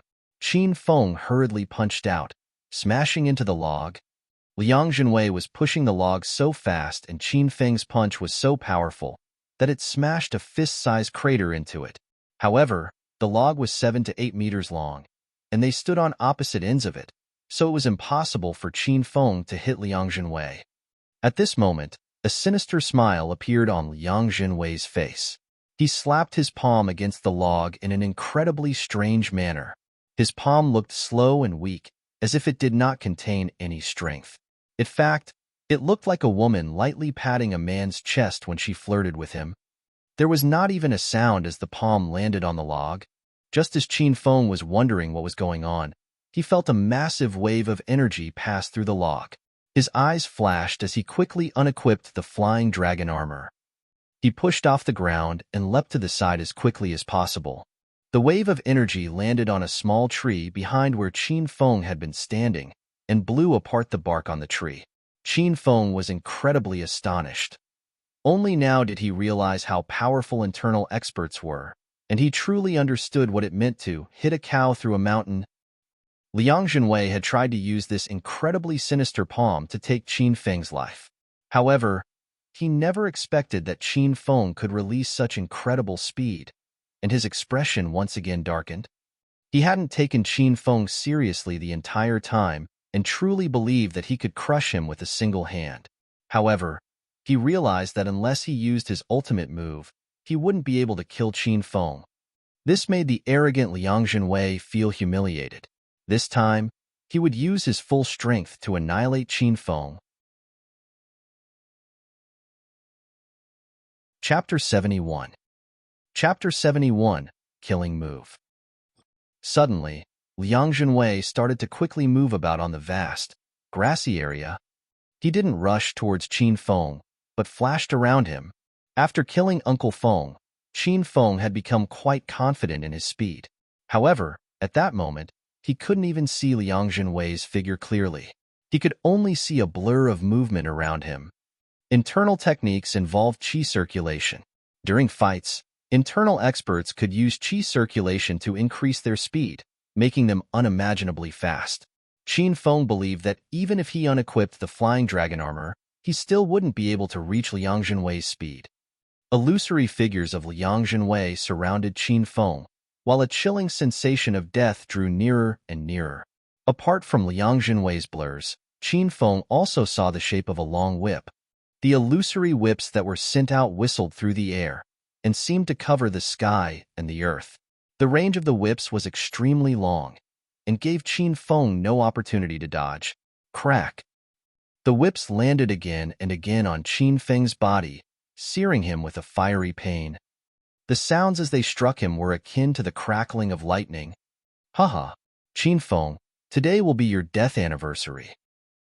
The illusory figures of Liang Jinwei suddenly merged together as his figure became clearer. He had jumped up into the air and was now directly above Qin Feng. His twisted and savage face was covered with a condescending and arrogant smile, and he was wielding a black, leathery whip. He raised it high in the air as he vigorously sent it down towards Qin Feng. This was Liang Jinwei's killing move, which he had named the Aerial Death Whip. Up until now, anyone who had witnessed this move with their own eyes was no longer in the world. Qin Feng could feel that this whip contained immense power, and the sensation of death grew stronger. He knew that he didn't have time to dodge and felt quite frustrated. He had underestimated Liang Jinwei and had never expected him to bring a weapon. Qin Feng simply hadn't met that many experts. Otherwise, he would have found that true experts would always keep a weapon on their body, which increased their battle power. With the whip about to strike Qin Feng's head, the atmosphere became incredibly tense. At this moment, a woman's beautiful figure suddenly appeared. Zhao Lingxian had been quite worried about Qin Feng and had followed them to this grassy area. She had heard everything that Qin Feng and Liang Jinwei had said to each other. When she heard Qin Feng say that anyone who was interested in her beauty but had evil thoughts about her had to die, Zhao Lingxian's heart was sent into turmoil. At that moment, Qin Feng seemed incredibly domineering, which caused her heart to beat rapidly. She found that Qin Feng had truly changed. He was no longer that useless hedonist from the past. Although she was a bit unfamiliar with this Qin Feng, he caused her heart to become emotional. Seeing that Qin Feng was in a dangerous situation, she unhesitatingly ran towards them and yelled, "Stop!" Zhao Lingxian's sudden appearance caused Qin Feng and Liang Jinwei to look over in surprise, but they quickly refocused on their battle. Liang Jinwei's whip had already been sent out and could no longer be stopped. Qin Feng had wanted to try dodging this fatal attack, but seeing that Zhao Lingxian had rushed within the whip's attack range, he immediately gave up on that idea. Liang Jinwei's whip's range was massive and contained almost all of his strength. If it even touched Zhao Lingxian's body, she definitely wouldn't be able to withstand the blow. Qin Feng didn't even have time to think as he sprang towards Zhao Lingxian and wrapped his arms around her. As he held the soft and fragrant Zhao Lingxian, Qin Feng flipped himself over, using his body to shield her from the whip. His back was like a mighty mountain, completely shielding Zhao Lingxian. It was as if Qin Feng was a greenhouse and Zhao Lingxian was a fragile flower inside it. Crack! Liang Jinwei did not hold back at all and sent all of his force into this attack. The whip landed squarely on Qin Feng's back, leaving a long, bloody laceration. Qin Feng felt a powerful wave of energy slam through his body, which caused even his organs to shift. He couldn't help but vomit out a mouthful of blood.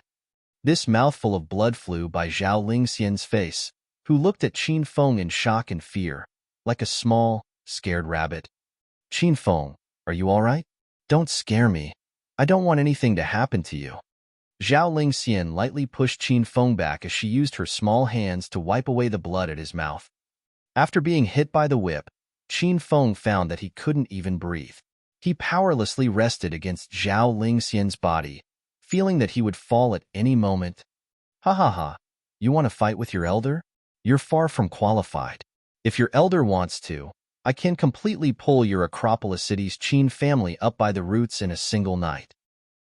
Seeing that Qin Feng had suffered a heavy injury, Liang Jinwei started to laugh loudly. The current Qin Feng posed no threat to him, and although he saw Qin Feng and Zhao Lingxian hugging together, he didn't appear angry. This was because Qin Feng was about to become a corpse. Why was there any need to be angry about a corpse hugging Zhao Lingxian? Ding! The Hedonist Sovereign System has issued a quest. Passionately kiss Zhao Lingxian for 10 seconds. Quest time limit, 1 minute. Successfully completing the quest will result in you receiving 200 Hedonist points.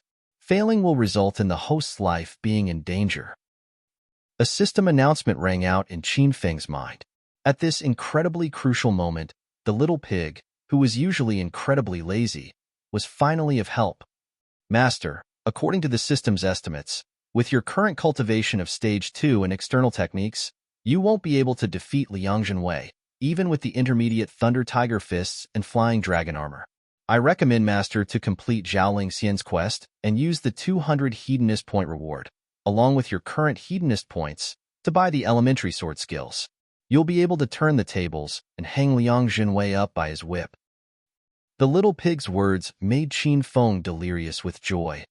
He hurriedly opened the Hedonist Sovereign System and found that he currently had 900 Hedonist points.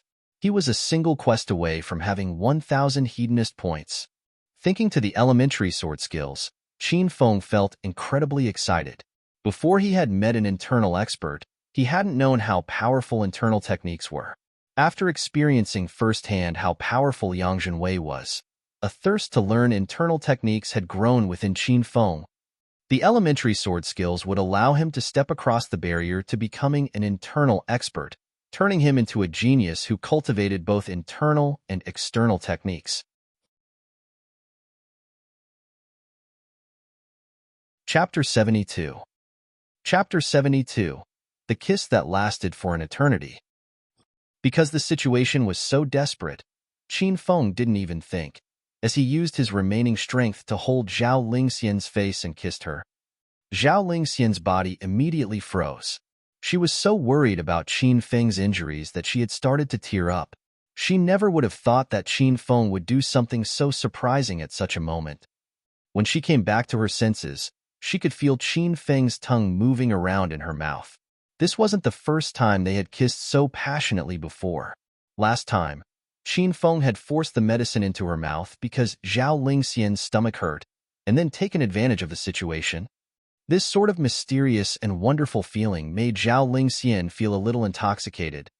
Zhao Lingxian did not resist being kissed by Qin Feng again this time.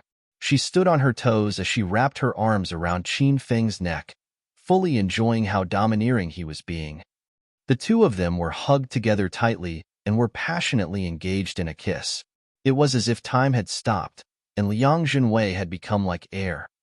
Zhao Lingxian could detect a faint metallic taste of blood in Qin Feng's mouth, which stained her mouth as well. However, she did not stop kissing him. Instead, the taste of the blood made her feel more excited and passionate. She returned Qin Feng's passionate kiss as she moved her body, rubbing herself against him. Ding! Congratulations, host Qin Feng, for passionately kissing Zhao Lingxian for 10 seconds. You have received 200 Hedonist points. Qin Feng was completely intoxicated by this kiss and even forgot that he had kissed Zhao Lingxian to complete a quest. When he heard the system announcement, Qin Feng was ripped away from the dreamlike state he was in. However, upon seeing how passionately Zhao Lingxian was returning the kiss, he continued to kiss her as he opened the system. He quickly found the elementary sword skills and opened its description. Elementary sword skills. Skill rank, yellow rank mid-grade, rank divisions. Sovereign, heaven, earth, black, yellow. After obtaining this skill, the host's body would produce inner chi and will be able to cultivate internal techniques. Combined with sword-type weapons, the host will have proficiency in elementary sword skills, greatly increasing their power. He quickly looked over the elementary sword skills description and immediately spent 1,000 Hedonist points to buy them. He also purchased an elementary gold sword medicine. As he saw the 1,100 Hedonist points in his account instantly become 0, Qin Feng felt quite depressed. A wave of unfamiliar information suddenly rushed into his mind. The amount of information was simply huge, and it continuously flooded in, quickly fusing with his other memories.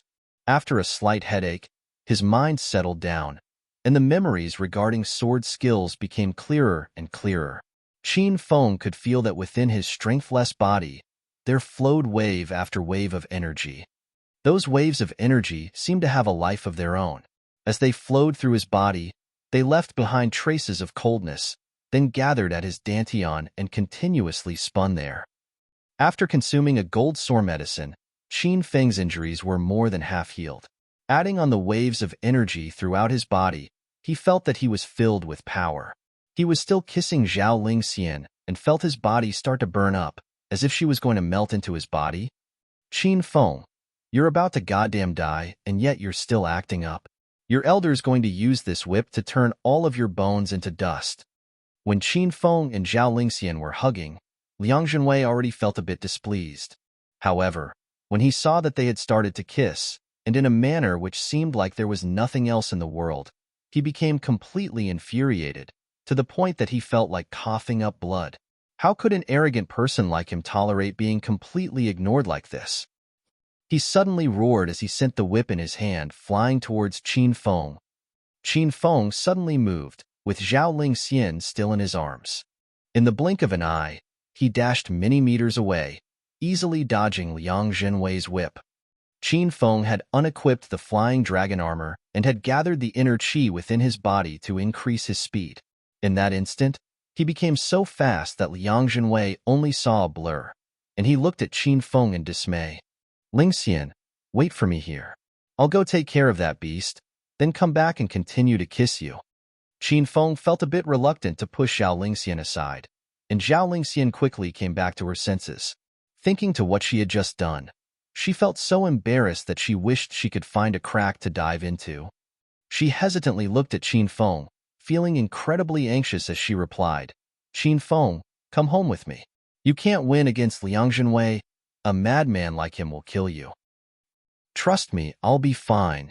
Qin Feng smiled and patted her head, then walked back towards Liang Zhenwei. He knew that this battle had to be fought. Even if he could avoid it now, he couldn't avoid it forever. Moreover, Qin Feng wasn't a coward. Seeing Qin Feng calmly walk towards him, Liang Zhenwei's expression became savage. He never thought that the tiny Acropolis city would have such a young expert like Qin Feng. What's more, this was a hedonistic young master who everyone looked down on. Qin Feng had provoked Liang Zhenwei again and again, causing him to feel much humiliation. Now, he not only wanted to kill Qin Feng, but wanted to completely destroy him and turn his body into mush. Only then would he be able to relieve the anger within his heart.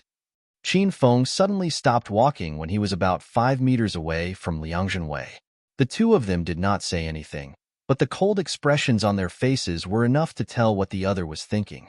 This time, Liang Zhenwei attacked first, vigorously brandishing his whip as he rushed towards Qin Feng. After seeing Qin Feng's strength, Liang Zhenwei didn't dare to hold back anymore. He had put all of his strength into this attack. In just a few breaths of time, he had already reached where Qin Feng was standing and once again jumped above him. The whip in his hand arced through the air, bringing an incredibly sharp sound along with it. This was Liang Zhenwei's killing move, the aerial death whip, which Qin Feng had already seen before. This time, when he saw it, he felt incredibly calm.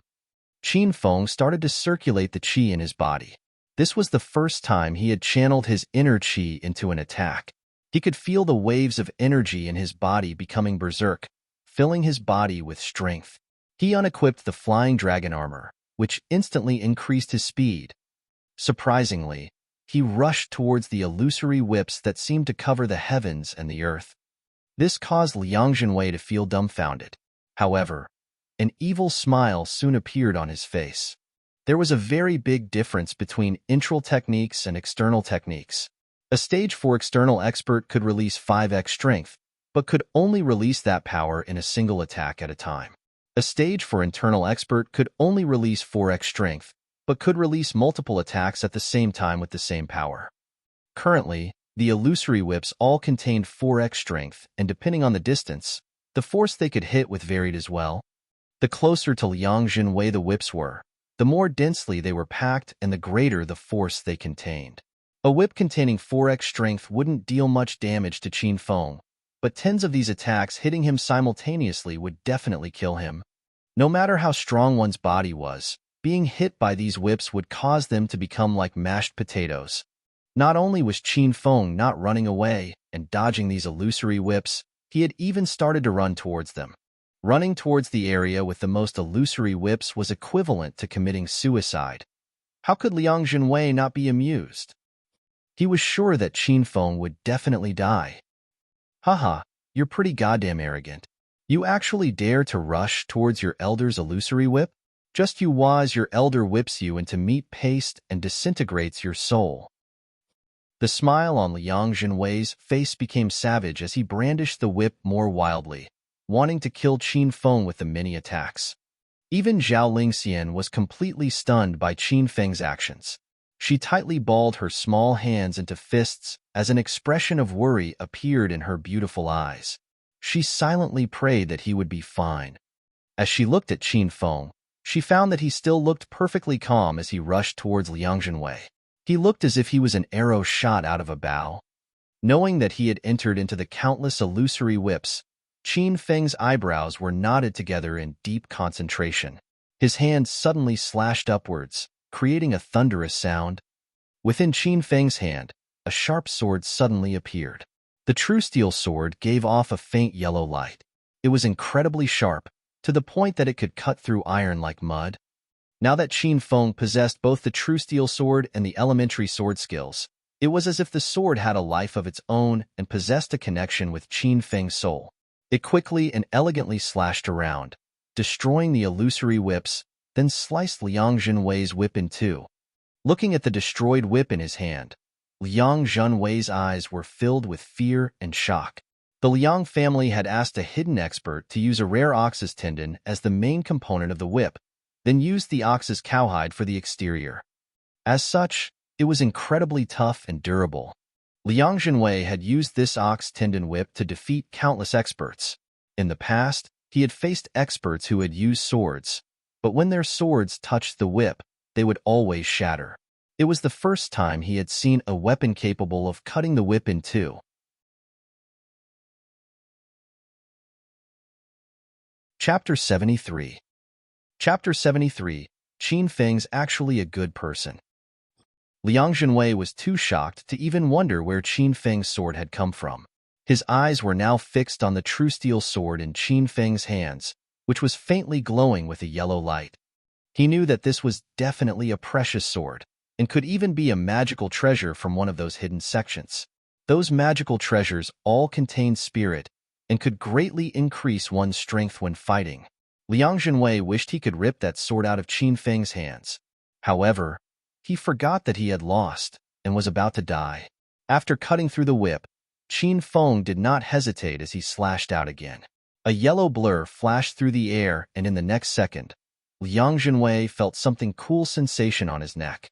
His entire body violently trembled as he fell to the ground in a pool of blood. Ding!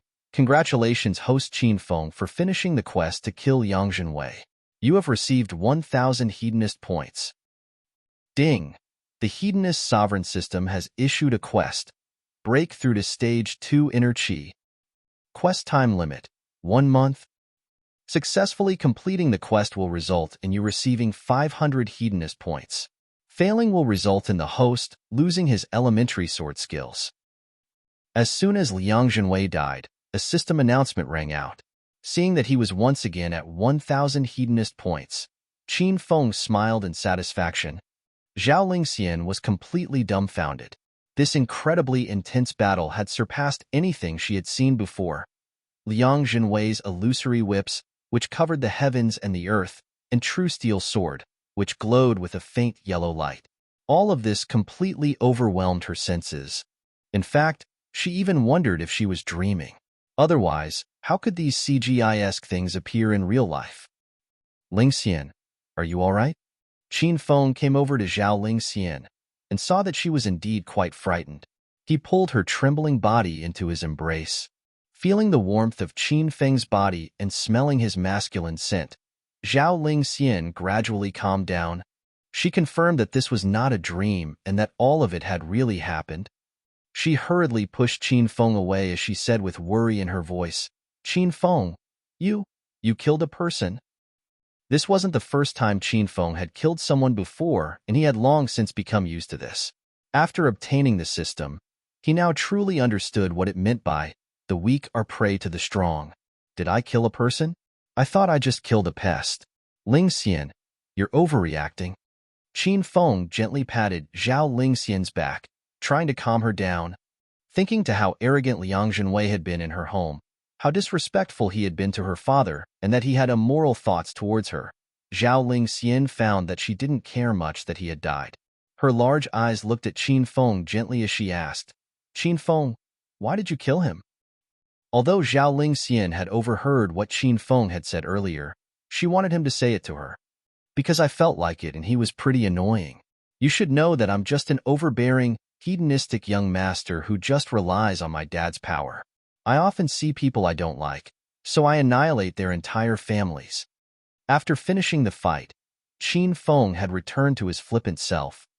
This was because Qin Feng felt like it wouldn't be appropriate to reveal his true intentions to Zhao Lingxian at the moment. Zhao Lingxian felt a little disappointed by Qin Feng acting dumb in front of her. However, she remembered Qin Feng's injuries and stepped behind him. When she saw the bloody laceration from the whip, Zhao Lingxian started to tear up. "Qin Feng, come home with me. I'll put on medicine for you," Zhao Lingxian said as she choked back tears. Qin Feng wasn't in a hurry. Although it looked quite serious, it was just a flesh wound. His first priority was disposing of Liang Zhenwei's body. He had now finished off 2 members of the Liang family. As he thought to the quest to destroy the entire Liang family in the capital and the 20,000 hedonist point reward, Qin Feng felt quite excited. The Qin family was currently engaged in a fierce battle with the Hao family, so Qin Feng hadn't bothered Uncle Fu recently. After Zhang Biao had gone into hiding, he realized that he was lacking in subordinates to take care of some things for him. As such, he took out his phone and called his dad. "Feng Heir, have you gone to visit Uncle Zhao?" Qin Huang's voice sounded out at the other end of the line. "I'm currently at Uncle Zhao's home. Uncle Zhao says he's been keeping you in his mind and has invited you over to have wine sometime." Qin Feng appeased his father with these words, then got straight to the point. "Dad, can you help me arrange the release of 3 people from Cell 12 in the North District Subbureau? When I was locked up, they helped me quite a bit, and I promised that I would release them when I got out." Qin Feng made up an excuse, which Qin Huang accepted. After hanging up, Qin Feng dragged Liang Zhenwei's corpse over to a bush. It was already late at night, and it wouldn't be found very soon. "Qin Feng, how are you going to dispose of him?" Seeing that Qin Feng had thrown Liang Zhenwei's corpse into a bush, Zhao Lingxian felt that it was quite inappropriate. Qin Feng smiled and replied, "Don't worry, my subordinates will be coming soon. I'll let them take care of it. Didn't you say you were going to help me put on medicine? Let's go to your room." After taking care of Liang Zhenwei, Qin Feng grinned at Zhao Lingxian, fully intent on seducing her. Zhao Lingxian felt quite nervous and hurriedly ran home. By the time they returned to the Zhao family's residence, Zhao Dahai was already sleeping, so the 2 of them tiptoed to Zhao Lingxian's room. This made Zhao Lingxian feel quite strange. It was as if they were on a secret date.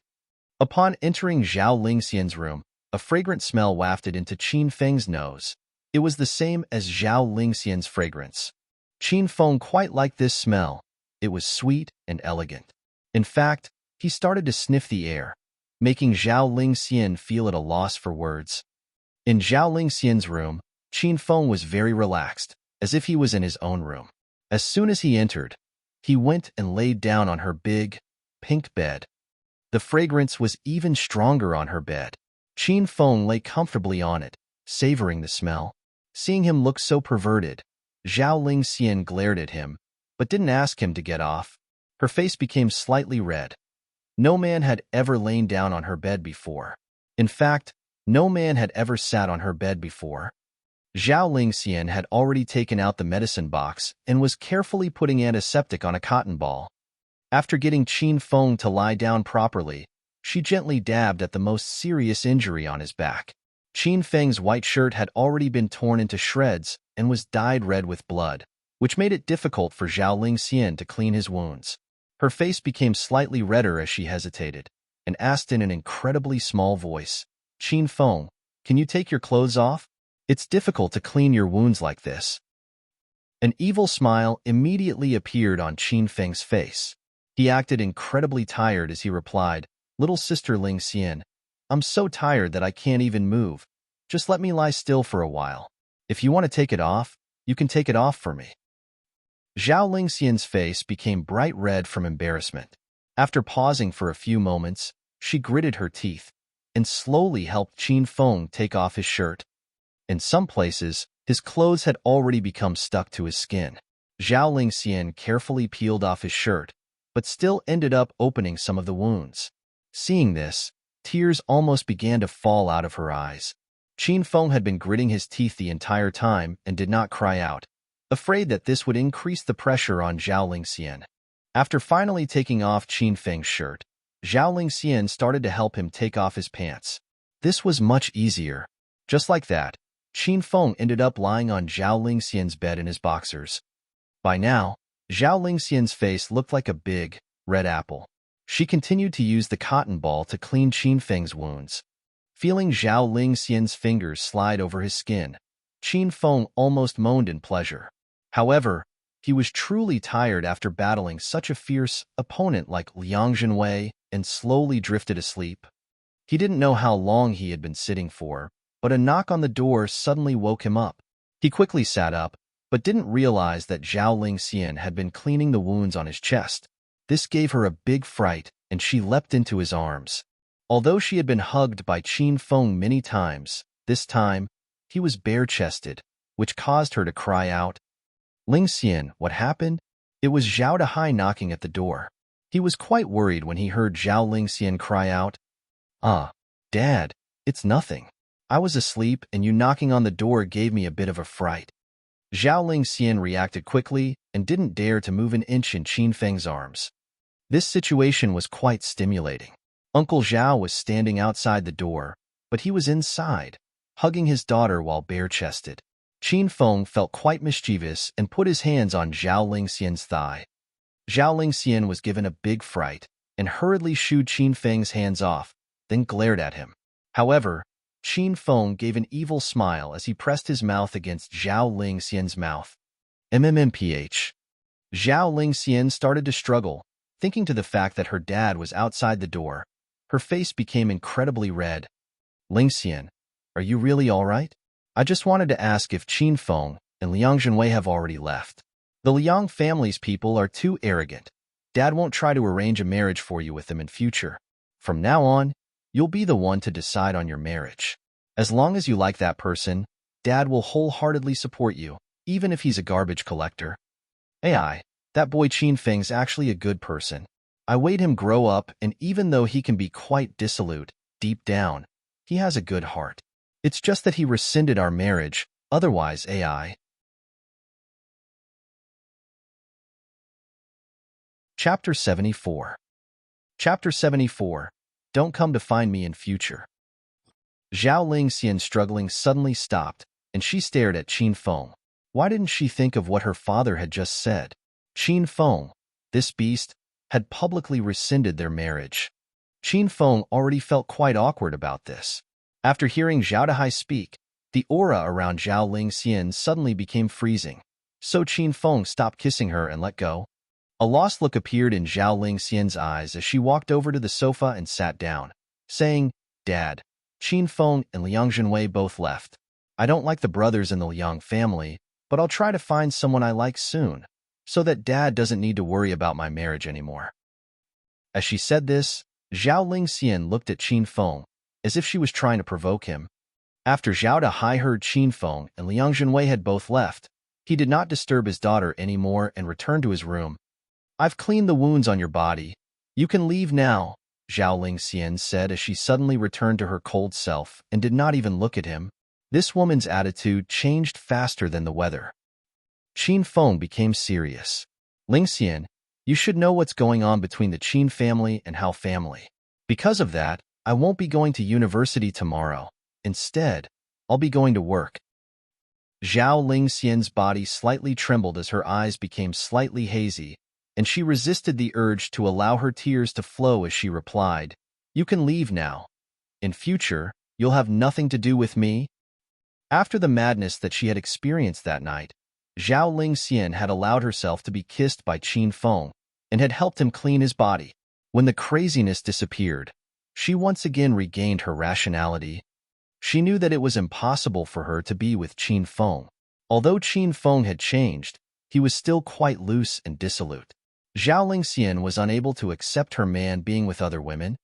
Her emotions suddenly plummeted, and after looking at Qin Feng one last time, she coldly said, "Don't come to find me in future."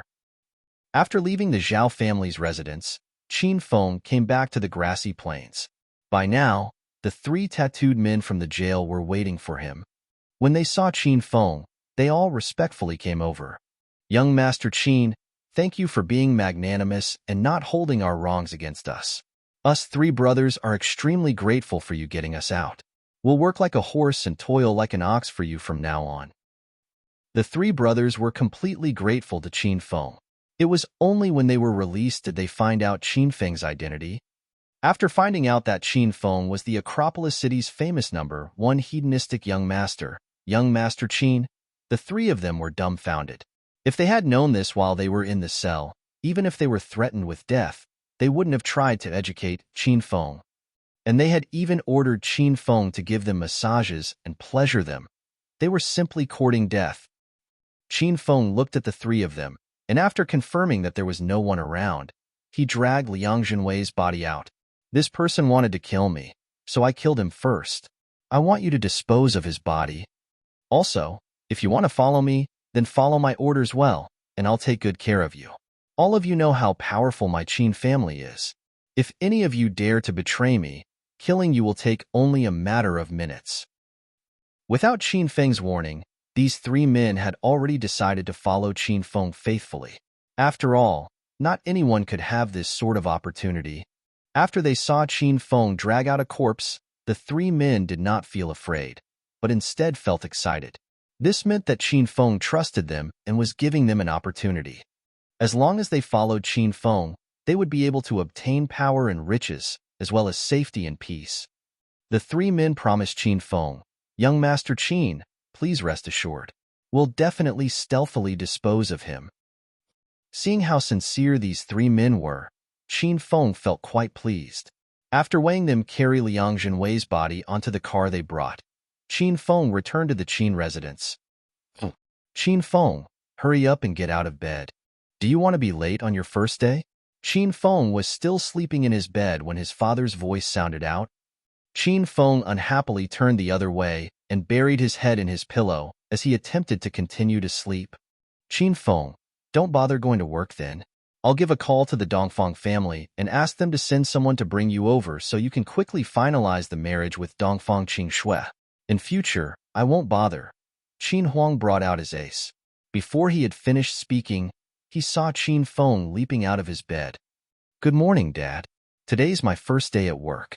Can you ask Butler Wang to quickly cook something nice? I'll go to work as soon as I've eaten." Qin Feng immediately walked out of his bedroom and into the bathroom. Seeing his son acting like this, Qin Huang smiled as he shook his head. He went to the living room and ate breakfast with Han Ying first. After washing up, Qin Feng also went downstairs. His eyes lit up at the sight of Han Ying elegantly eating a steak. She wasn't wearing exposing clothing like she normally did. Instead, she was wearing a formal white shirt and black skirt. She gave off a domineering air, the sort that powerful female directors had. However, her sexy and fiery figure seemed like it would burst out of her tight clothes at any moment. She wore light makeup, and her lips were naturally red even without lipstick. Her delicate hands held the silver fork as she fed a small piece of steak into her mouth, looking incredibly dignified and noble. Half of her slim and long legs were exposed and were crossed together, which looked quite seductive. Seeing Qin Feng walk down, Han Ying's hand stopped as she smiled. "Qin Feng, you're up?" You're also up this early? There was a set of cutlery and a plate of steak at the seat next to Han Ying, as well as a glass of freshly squeezed juice. Qin Feng sat down next to Han Ying, and a wave of enticing perfume wafted towards him. It's my first day at my uncle's company. Of course I need to get up early. Han Ying's upturned eyes became two crescent moons as she smiled, looking incredibly beautiful. An expression of shock appeared on Qin Feng's face as he looked at his father, who was sitting opposite him, as he asked, "Dad, what's going on?" "What else could be going on? Han Ying thinks highly of your father and wants to learn management and investment from me. From today onwards, Ying will enter the company from you. You'll start as a sales representative, and Ying will start as the chairman's assistant." Qin Feng felt devastated. He was Qin Huang's son. Why did he have to start as a sales representative, while Han Ying could immediately become his father's assistant?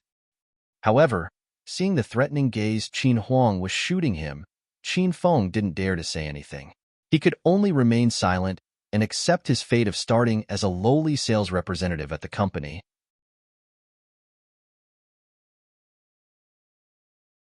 Chapter 75. Chapter 75. Can you please let go of me? This breakfast was quite depressing for Qin Feng.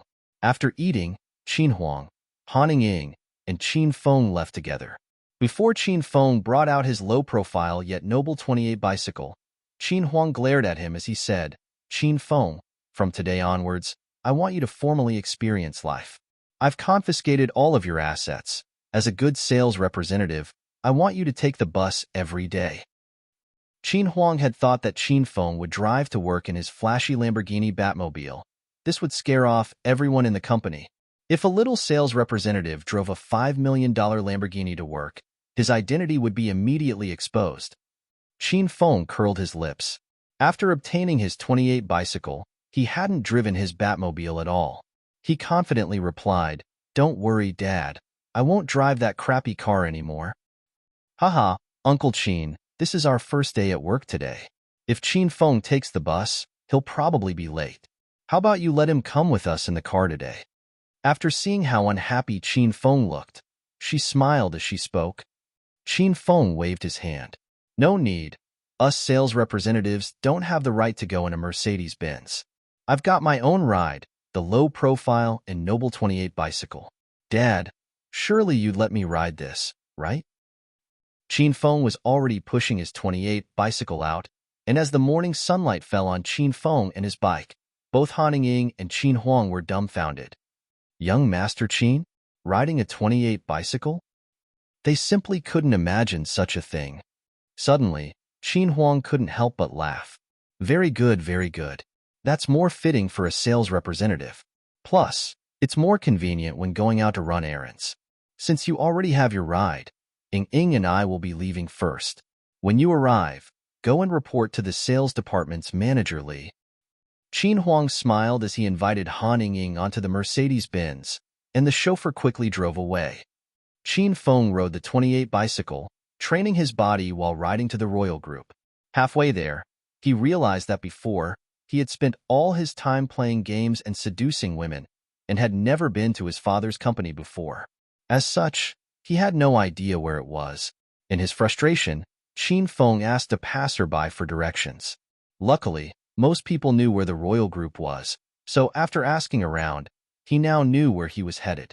Coincidentally, it was also the final stop for the Route 9 bus. "Hey, wait for me. Driver, please wait for me." Qin Feng passed a stop for the Route 9 bus and saw a little beauty wearing office clothes chasing after a Route 9 bus. This bus was evidently crowded with people, and there wasn't even space to stand. The driver poked his head out of the window as he replied, "Sorry, but this bus is full. Just wait for the next one." After she heard this, the little beauty stopped. At this moment, Qin Feng happened to pass by her, and he saw the despairing expression on her face. The girl was quite pretty with her flawless skin, as well giving off an air of gentleness and meekness. She was wearing office clothes similar to the clothes Han Ying had been wearing, but her figure wasn't as mature as Han Ying's. Instead, she gave of an air of youthfulness. Her hair was jet black and tied into two ponytails, and after chasing after the bus, There was sweat beaded across her forehead. A few loose strands of hair hung here and there, making her look quite enchanting under the sunlight. As soon as Qin Feng saw this little beauty, his habit of flirting took over. He stopped his 28 bicycle next to the little beauty as he said, "I'm going to the royal group. If it's on the way, I can drop you off for free." The little beauty was called Su Ruoro, and she had freshly graduated out of university. She had just been accepted into the Acropolis City's largest company, the Royal Group, and hearing Qin Feng's words, she felt a bit surprised. She looked at the time and found that she was about to be late. Her head hung low as her long eyelashes continuously fluttered. Her hands tightly gripped the corners of her clothes as she struggled with her indecisiveness. However, thinking to the fact that she was new and couldn't afford to be late, she gritted her teeth and nodded. "Then I'll have to trouble you." "Not at all, not at all." An evil smile appeared on Qin Feng's face as he wrapped his arm around Su Ruoro's slim waist and hoisted her onto the 28 bicycle. By the time Su Ruoro had cried out in surprise, Qin Feng was already furiously pedaling. During the trip, Su Ruoro witnessed Qin Feng's godly speed. If she didn't experience it herself, she wouldn't have believed that a bicycle could go faster than a bus. Moreover, this was the constant speed Qin Feng rode at, causing the wind to howl in her ears and her skirt to almost fly up. Su Ruoro held down her skirt the entire trip and sat in front of Qin Feng, not daring to move. Qin Feng was simply too close to her, and moving at all would cause their bodies to touch, making Su Ruoro feel so embarrassed that she wanted to jump off the bicycle. Luckily, Qin Feng was able to ride incredibly quickly, and very soon, the two of them arrived at the royal group. Looking at the skyscraper that seemed to extend past the clouds, Qin Feng realized just how rich his father was. No wonder he was publicly acknowledged to be the richest man in the Acropolis city. On the way, Qin Feng had asked for Su Ruoro's name. As he stopped the bicycle, he spoke and pressed his face against hers. "Su Ruoro, we're here." Su Ruoro had been incredibly nervous the entire time and didn't even realize they had arrived. Feeling the heat from her ears, her face became incredibly red as her body felt incredibly numb. She hurriedly jumped off Qin Feng's bicycle. However, because of how nervous she was feeling, she almost fell to the ground while doing this. Luckily, Qin Feng was able to react quickly and caught her with his arm. However, the place where he had caught her was quite special. It was perky and soft, as well as quite bouncy. Without even thinking, Qin Feng knew what he had grabbed onto. "Ah, Qin Feng, it hurts. Can you please let go of me?" Su Ruoro was given a big fright as she frowned. She was quite introverted and was meek and timid. Although she was one of the most beautiful girls at her university, she didn't have the courage to date anyone. Up until now, her body had never been touched by a man, let alone her breasts. As such, she reacted like a frightened little deer. Su Ruoro, who was not used to resisting, couldn't bring herself to angrily demand that Qin Feng let go. Qin Feng felt a bit intoxicated. This Su Ruoro was too easy to take advantage of. Despite touching her chest, she was the one begging him to let go. Qin Feng felt quite evil and gave her another squeeze before letting go. "Mm." Su Ruoro gave a soft moan as her face became incredibly red.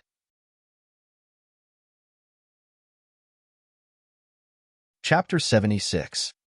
Chapter 76. What are you doing here at the sales department? Su Ruoro hurriedly turned her face away, not daring to look at Qin Feng. However, seeing that she was standing under the royal group's skyscraper, she was completely dumbfounded. Normally, it would take her half an hour, even by bus. Who would have thought that Qin Feng would have ridden here in just 10 minutes? "Su Ruoro, sorry. I thought that you were going to fall over. It was because I was so worried." Qin Feng was secretly feeling quite pleased. He never thought that although Su Ruoro looked quite underdeveloped, her body felt so satisfying. He acted incredibly sincerely as he apologized. Su Ruoro had been scared out of her mind, but thinking back, she realized she was indeed about to fall over, and Qin Feng had helped her. Seeing Qin Feng's handsome face, Su Ruoro thought that he wasn't that sort of person, and shyly replied, "It's okay." "Oh, I'll be going to work now. Of course, Qin Feng was definitely that sort of person. He was a legendary loose young master in the Acropolis city. Seeing that Su Ruoro had believed him, he felt incredibly happy as he grabbed her arm, saying, "Don't be in such a rush. I'll go lock up my bike and we can go in together." This was his first day at work, and he had already found a top-grade beauty at the company. Qin Feng suddenly became much more interested in the company. Feeling Qin Feng grab her arm, Su Ruoro's heart, which had just settled down, started to beat rapidly again. However, she simply didn't know how to resist, and even if she didn't want to be grabbed by him, she still reacted nervously and pleaded as she asked, "Qin Feng, can you please let go of my arm?" Her tone made it seem as if Qin Feng should have grabbed her arm, and letting go was doing her a favor. It was the first time Qin Feng had met a girl who was so bad at refusing. She was like a little deer that was lost in the forest, which made one pity her yet want to tease her at the same time. "Su Ruoro, if I wanted to do you right now, would you also plead with me not to do you?" Su Ruoro tightly bit her lips and avoided Qin Feng's gaze. His words made her feel very uncomfortable because she wasn't such an easy woman. However, although she felt quite unhappy, she didn't let it out. She simply meekly stood there, not knowing what to say or do. Ding! The Hedonist sovereign system has issued a quest, train Su Ruoro to become a strong, domineering woman. Quest time limit, 3 months. Successfully completing the quest will result in you receiving 3,000 Hedonist points. Failing will result in the host losing 6,000 Hedonist points. The system's cold electronic voice suddenly sounded out, and Qin Feng nearly fell to the ground. He simply couldn't understand why this system was so bent on changing people's personalities. Before, it had issued a quest to turn the fiery-tempered policewoman Lu Bingbing to become gentle and obedient. Now, it wanted this incredibly meek and timid Su Ruoro to become a domineering woman. Qin Feng felt like going crazy. "Qin Feng, I'll be going now." Su Ruoro simply didn't know what to say to Qin Feng and tried to run off. "Just wait, I'll lock up my bike and we'll go in together," Qin Feng replied. Immediately, Su Ruoro didn't dare to move anymore. She obediently stood there as she waited for Qin Feng. Just as Qin Feng finished locking up his bicycle and prepared to walk in with Su Ruoro, a middle-aged man wearing a security officer's uniform walked over. Hey, what are you doing? This parking spot is reserved for the Royal Group's employees. Hurry up and take your trash bicycle away."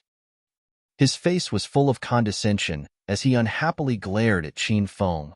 Qin Feng had become used to being a hedonistic young master. Normally, wherever he went, people would be dying to flatter him.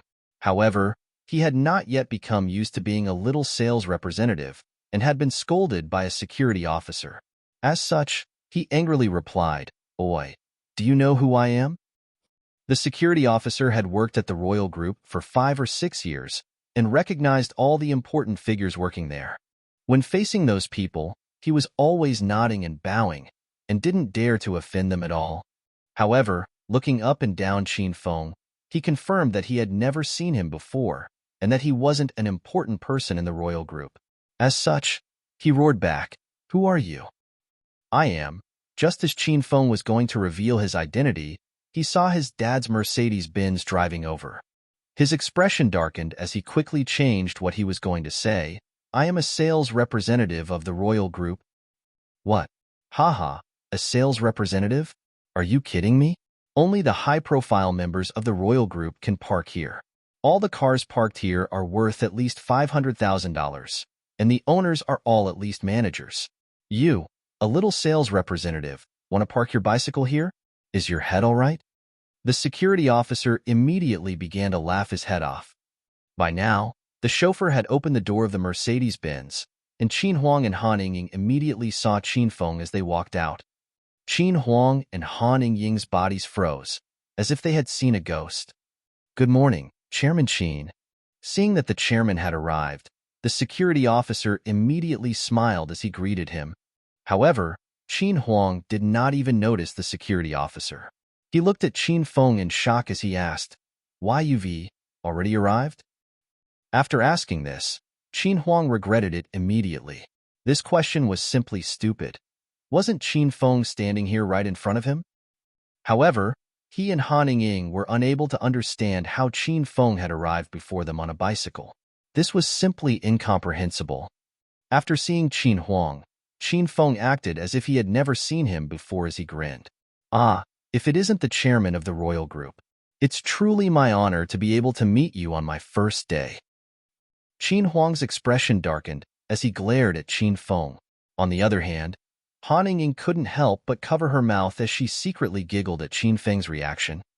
Seeing that the company's chairman had arrived, just standing in front of Qin Huang, Su Ruoro became so nervous that her palms started to sweat like crazy. After all, this was the highest-ranking person in the royal group as well as the richest man in the Acropolis city. After seeing everyone greet Qin Huang, although she felt a bit scared, she still mustered up her courage as she lowered her head and greeted him. "Good morning, Chairman Qin." Qin Huang looked at Su Ruoro and found that this girl was quite pure and cute and was standing with Qin Feng. He couldn't help but ask, "This is?" "Chairman Qin, we're both new employees of the royal group. Today's my first day, and I happened to meet Su Ruoro on the way. We hope that Chairman Qin will take care of us from now on," Qin Feng replied as he smiled. The security officer stood at the side, not daring to say anything. To an important figure like Qin Huang, all he could do was greet him. If he said any more, things would turn sour for him. However, seeing Qin Feng, a mere sales representative, chatting casually with Qin Huang, an evil smile appeared on the security officer's face. He could already imagine Qin Feng being scolded at by Chairman Qin. Qin Huang and Han Ying were already speechless. Originally, Qin Feng arriving before they already left them flabbergasted. Now it turns out that he had taken someone with him as well. Han Ying's beautiful eyes fell on Su Ruoro as they looked her up and down. Her eyes couldn't help but shine. Such a beautiful, yet timid girl was incredibly rare and made others want to protect her. Han Ying looked at Qin Feng and didn't know what to say. He had picked up a beauty on the way to work on his very first day. Perhaps only Qin Feng would be able to manage something like this. "Chairman Qin, this boy wanted to take up a parking spot with his bicycle. What are your thoughts on this?" It was quite rare to be able to talk to Chairman Qin, and he grabbed onto this opportunity as he gave a big smile. Qin Huang's expression darkened as he glared at the security officer and said in a low voice, "Everyone is equal in the royal group. Since he's an employee of the company, he has the right to park his bicycle here. In future, leave this parking spot open for him." After seeing that Qin Feng had actually ridden his bicycle to work, Qin Huang was secretly quite pleased. As such, he gave him a parking spot. After saying this, Qin Huang and Han Ying walked off. The security officer was so scared that he was sweating cold sweat. He had wanted to get on Chairman Qin's good side, but things had not turned out the way he had expected. With his own parking spot now, Qin Feng happily patted the 28 bicycle seat as he looked at the security officer and said, "Bro, if you don't look after this bicycle properly and it gets stolen, you'll be in some deep trouble." The security officer's face creased with dark lines. This was the VIP parking lot, and everyone who parked here were rich and important people. Who would want to steal this 28 bicycle? Qin Feng ignored the security officer's strange look and walked into the building with Su Ruoro. The interior of the royal group's building was elegantly decorated and gave off an air of nobility. After chatting with Su Ruoro, Qin Feng found out that she was also in the sales department, and she led him to the sales department's hall on level 8. There were already quite a few people gathered here. As soon as Qin Feng entered, almost everyone looked over. However, they were not directed at Qin Feng, but at Su Ruoro. Su Ruoro had just graduated and had not worked at the company for very long. However, rumors of her beauty had already spread throughout the entire company. She was simply too beautiful, and she looked gentle and obedient. Anyone could tell at a glance that she was a pure virgin, and she instantly became someone many men were interested in. One of these gazes belonged to a man in his early 30s. His eyes were the most fiery, and he gazed at Su Ruoro from head to toe. His eyes filled with a desire to possess her. This person was the manager of the sales department's Group 2, Wang Chao. The first day Su Ruoro had come to work, he already had his sights set on her. As he wantonly gazed at Su Ruoro's body, his sight also fell on Qin Feng. Seeing that he was new, he cleared his throat as he said in an arrogant manner, "Ahem, who are you? What are you doing here at the sales department?"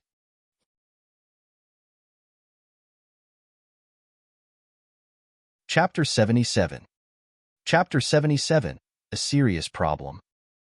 Since someone was asking about him, Qin Feng walked to the center of the sales department's hall and smiled at everyone as he said, "Hello everyone, my name's Qin Feng, and today's my first day here. I'll be colleagues with everyone from today onwards, so please take care of me."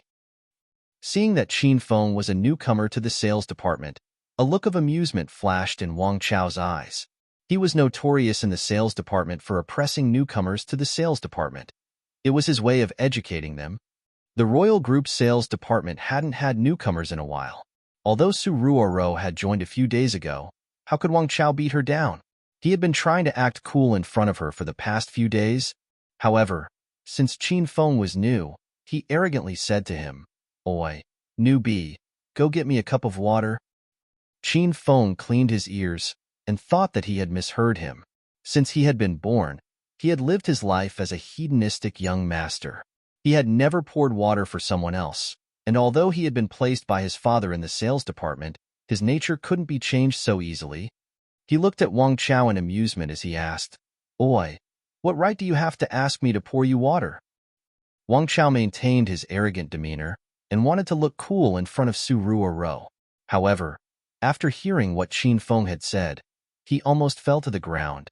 He looked at Qin Feng in surprise. In the past, all the newcomers had been very obedient and would not retaliate at all. Who would have thought that this newcomer would be so extravagant? Wang Chao's face immediately fell. "Qin Feng, was it? Seeing how young you look, this is probably your first job.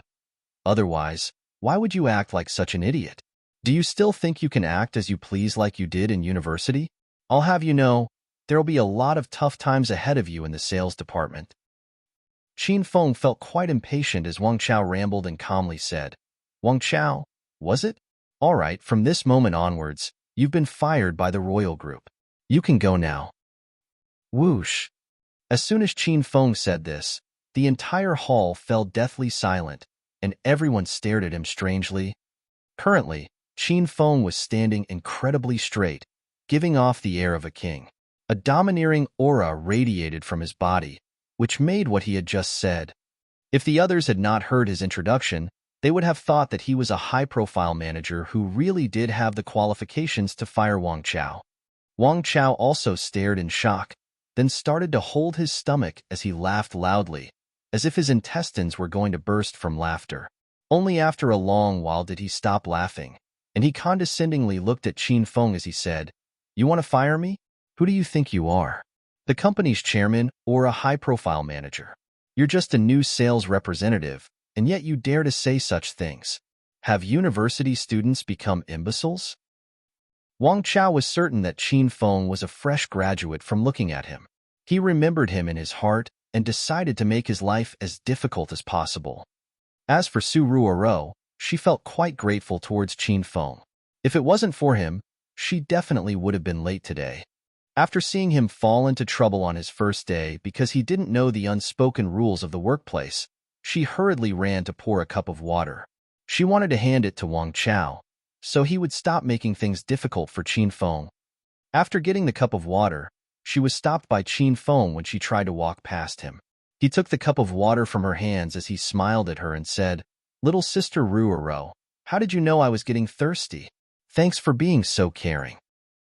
Qin Feng could tell that all of the sales department's men had ideas about Su Ruoro. He was now subtly announcing that this young master had set his sights on Su Ruoro, so those who wanted to live should piss off. Wang Chao was so angry that he felt like coughing up blood. He knew that Su Ruoro had poured this cup of water for him, and yet, Qin Feng had casually taken it. He was now completely filled with hatred towards Qin Feng. The two of them stared down each other, their cold gazes colliding. The atmosphere became unimaginably cold. At this moment, a beautiful woman who had curled hair and was wearing office clothes walked in. Her shirt and short skirt covered her flawless figure. She was called Li Yu Chun, and was the general manager of the sales department. As soon as she entered, she felt that there was something wrong with the atmosphere, and after looking around, her gaze fell on Qin Feng. "Are you the new sales representative?" Qin Feng didn't even hear her words. His gaze landed on her chest as he muttered to himself, "They're pretty big, pretty big. They might even be bigger than Ing Ying's." Liu Chen frowned as she asked, "What's pretty big?" Just as she finished her sentence, she realized that Qin Feng was looking at her chest, and she immediately understood. Her beautiful white face became incredibly cold as she gave off a freezing aura. "Come with me." After glaring at Qin Feng, Liu Chen walked towards her office. Her high heels landing on the ground sounded rhythmic and seductive. After gazing at her from behind for a while, Qin Feng hurriedly followed her. After Liu Chen had left for a while, everyone in the hall let out a sigh of relief. She was a famous cold beauty in the company who was a strong and domineering woman. Although her beauty was at the level that could devastate nations, there weren't many men who dared to go for her. The coldness that emanated from her was too strong, and normal people didn't dare to even approach her. The people already could see the result after they saw the newcomer, Qin Feng, dumbly and happily walking after her.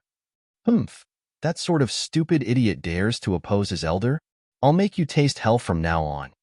A cold smile flashed on Wang Chao's face as he started to plan out how he would mess with Qin Feng. Name, education, experience. As soon as Liu Chen entered the office, she sat down in her chair as she put on black-framed glasses. She crossed her legs and put her hands together as she coldly looked at Qin Feng. She had only received information this morning that there was a new sales representative, but she was told nothing else. "Qin Feng, currently studying at university, no experience, but I can write 3 books on my experiences with women." Qin Feng smiled as he looked up and down Liu Chen. The black-framed glasses she was wearing made her look incredibly seductive. Liu Chen felt quite displeased at how unrestrained Qin Feng was acting. However, after hearing Qin Feng's name, her body slightly trembled as she looked at him closely. "You're called Qin Feng?" However, as soon as she said this, Liu Chen hurriedly shook her head as she muttered, "Impossible, impossible. The Qin family's young master is incredibly hedonistic and dissolute, and only knows how to play. How could he come to work at the company and start as a sales representative? They must have the same name." When she once again raised her head to ask him about other matters, she saw an evil grin on his face as he leaned in incredibly closely. "What are you doing?" Qin Feng was leaning in, trying to look down her shirt. He replied in a serious tone, "Nothing. I just wanted to see what brand your shirt was. The material looks quite tough. It looked like it was going to burst for quite a while, and yet it's still fine." At first, Liu Chen didn't understand Qin Feng's words. When she realized Qin Feng had been staring at her chest, her face fell, and she almost wanted to slap him on the spot. She deeply breathed in, trying to calm herself down as she coldly looked at Qin Feng. "What expectations do you have for this job? Salary? Vacations?" Qin Feng shook his head. These 2 things weren't the things he was concerned with. He suddenly frowned as he said seriously, "Although I haven't been here for very long, I've discovered a very serious problem and wanted to report it to you. I hope the relevant department will be able to resolve this issue as soon as possible, otherwise more than half of the employees will be affected." "What is it?" Seeing Qin Feng look so serious, Liu Chen was curious as to what sort of serious problem he had discovered. "It's like this. I feel that the uniform for female employees should be changed. There are too many buttons on their shirts. They should be changed to V-necks. Also, the skirts are too long. It's simply too inconvenient for me to see anything. I think your length is pretty good." Qin Feng suddenly moved incredibly quickly. Before Liu Chen realized what was happening, she felt a hand enter from under her skirt and fall on her thigh. She was so shocked that she jumped up and couldn't maintain her calm and cold composure anymore. She roared at Qin Feng, "You've been placed in the sales department's group 2. You can piss off now." Since Liu Chen was not going to follow his suggestion, Qin Feng shook his head and he walked out of her office. He considered reporting this serious problem to his father that night. The people working in the vicinity looked over as Qin Feng walked out from Liu Chen's office. but Qin Feng ignored them. He walked to the table opposite Su Ruoro and sat down. That table happened to be empty, so Qin Feng decided that he would work there from now on. Seeing Qin Feng sit down opposite her, Su Ruoro felt a bit nervous. She felt a bit scared after remembering what Qin Feng had said he wanted to do to her. Little sister Ruoro, in future, we'll be able to face each other while working. Since we're so close together, it'd be easy for things to happen under the table, right? The sales department's hall was around 300 square meters, and each table was separated by a glass wall that was about half as tall as a person. Qin Feng was facing Su Ruoro with their tables touching, and they were separated by 2 computers. He suddenly bent down and touched Su Ruoro's calves, which frightened her and caused her to jerk back her legs. She looked at Qin Feng in an incredibly flustered manner. She was a fresh graduate from university and had a weak and timid personality. The bullying by Qin Feng caused her eyes to become foggy, and she almost started to cry.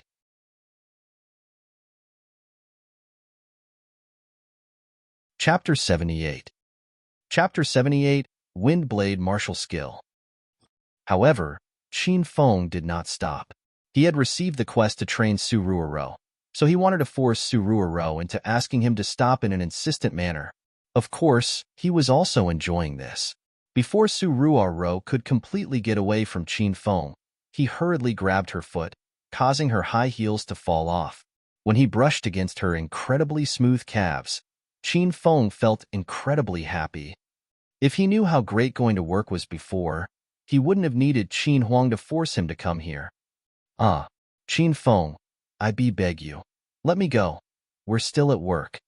Su Ruoro was so scared that she covered her mouth, not daring to make too much noise. She didn't want anyone else to see what was going on, so she didn't even dare to move. She continued to stare at the screen, pretending that she was reading articles. However, her incredibly beautiful face was now bright red. Of course, Qin Feng wouldn't let go just like that. Instead, his hands began to travel upwards and became even more insolent. Wherever they traveled, they would continuously squeeze, causing those places to become red as well. Su Ruoro's heart beat rapidly, and her large eyes looked at Qin Feng pitifully. She continued to grit her teeth, and although she didn't like this, she was unable to tell Qin Feng to stop in a commanding tone. It was only when Qin Feng's large hands reached beneath her skirt and onto her thighs that Su Ruoro couldn't take it anymore. She suddenly kicked Qin Feng, knocking his hand away. Qin Feng, please spare me. I don't like this. A tear rolled down Su Ruoro's face. Because Qin Feng had just received this quest, he was quite eager to get started on it. However, he never thought that Su Ruoro would have started crying, and he felt incredibly guilty. After handing her a few pieces of tissue, Qin Feng smiled and said, "Little sister Ruoro, don't cry. I was just messing around." Seeing that Qin Feng had really stopped and had sat back into his own seat properly, Su Ruoro accepted the tissues and wiped her tears as she softly said, "Okay, then, I'll continue working." Her timid and cute manner made Qin Feng feel tender towards her, and he thought of Lin Bei Bei. Lin Bei Bei was somewhat of a melancholic and weak beauty, but wasn't timid to the point that she couldn't resist. After suddenly deciding to stop attending university for a while, he had told Zhao Lingxian, but hadn't had the time to tell Lin Bei Bei and Yun Xiao. He decided that he would go find them when he was free. As Su Ruoro was now focusing on her work, Qin Feng didn't continue to bother her. After killing Liang Zhenwei, he had received 1,000 hedonist points, but hadn't found the time to spend them yet. As such, he leaned back in his chair as he opened the hedonist sovereign system. Whenever Qin Feng had opened the system, he would only look at the items below 500 hedonist points. As he became stronger, the quests became more difficult, but the rewards were also greater. He started to look through the items that were priced above 1,000 hedonist points. The items that were worth more than 1,000 hedonist points were split into 3 categories: strange and mysterious skills, colorful and cool-looking equipment, and various pills and medicines. Different grades and ranks of those things all had vastly different prices as well. Currently, Qin Feng was still a rank 4 hedonist mortal and did not have the right to unlock some of the more mysterious items. After spending 10,000 hedonist points, he would be able to unlock the wuxia interface. He was sure that there would be many more heaven-defying equipment and skills in there, but they definitely wouldn't be cheap. Master, right now, you can be considered as a genius who has cultivated both internal and external techniques. You have the intermediate Thunder Tiger Fists, an external technique, and the elementary sword skills, an internal technique. However, the elementary sword skills need to be used in conjunction with sword-type weapons. They are not very useful when Master's unarmed. I'd recommend Master to buy an internal martial skill that doesn't need a weapon to become even stronger, the little pig suddenly said. After looking through the items for a while, Qin Feng felt quite dizzy because there were so many options. And yet, he still didn't know what to buy. Little pig, recommend a powerful internal martial skill for me then, he said. Ever since the little pig had performed its fireball skill, Qin Feng couldn't help but treat it with respect. The little pig proudly replied, Master, I recommend you save up 3,000 hedonist points to buy the Wind Blade martial skill. After hearing the little pig say this, Qin Feng hurriedly looked through the system. Wind Blade martial skill dash. Skill rank. Earth rank low grade, rank divisions. Sovereign, Heaven, Earth, Black, Yellow. After obtaining this skill, the host can gather inner chi to release invisible wind blades that are fast, accurate, and powerful. A must-have skill for killing people quickly. Hedonist points required, 3,000.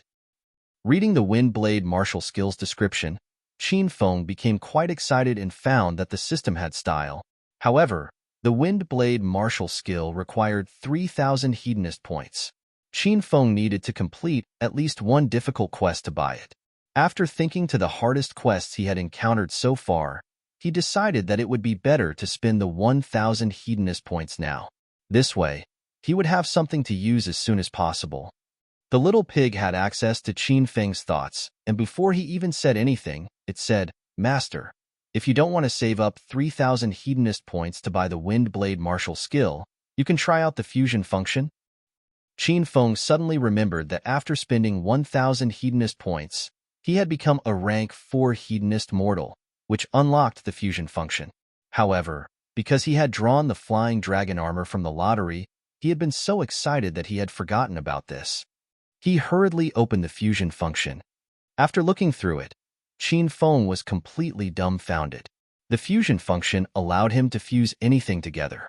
For example, the elementary Thunder Tiger Fist could be fused into intermediate Thunder Tiger Fists. The orange-grade True Steel Sword could be fused into a blue-grade True Steel Sword, and so could the Flying Dragon Armor. The elementary Gold Sword Medicine could also be fused into intermediate Gold Sword Medicine. As long as he had enough hedonist points, he could fuse whatever he wanted.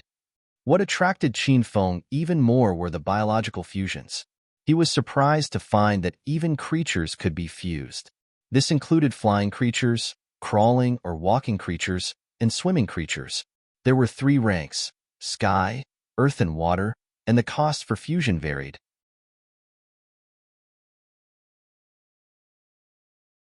Chapter 79. Chapter 79.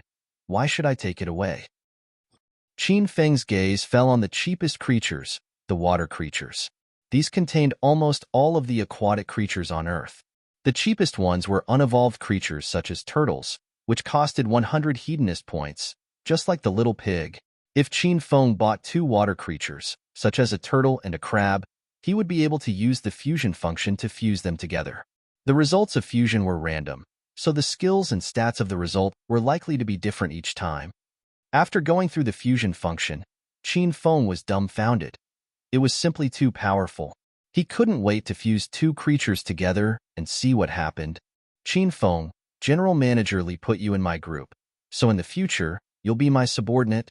Suddenly, a cold voice sounded out, cutting through Qin Feng's excited mood. When he closed the system, he saw Wang Chao's dead fish eyes staring at him. Oh, so you were Group 2's leader, Qin Feng said unenthusiastically.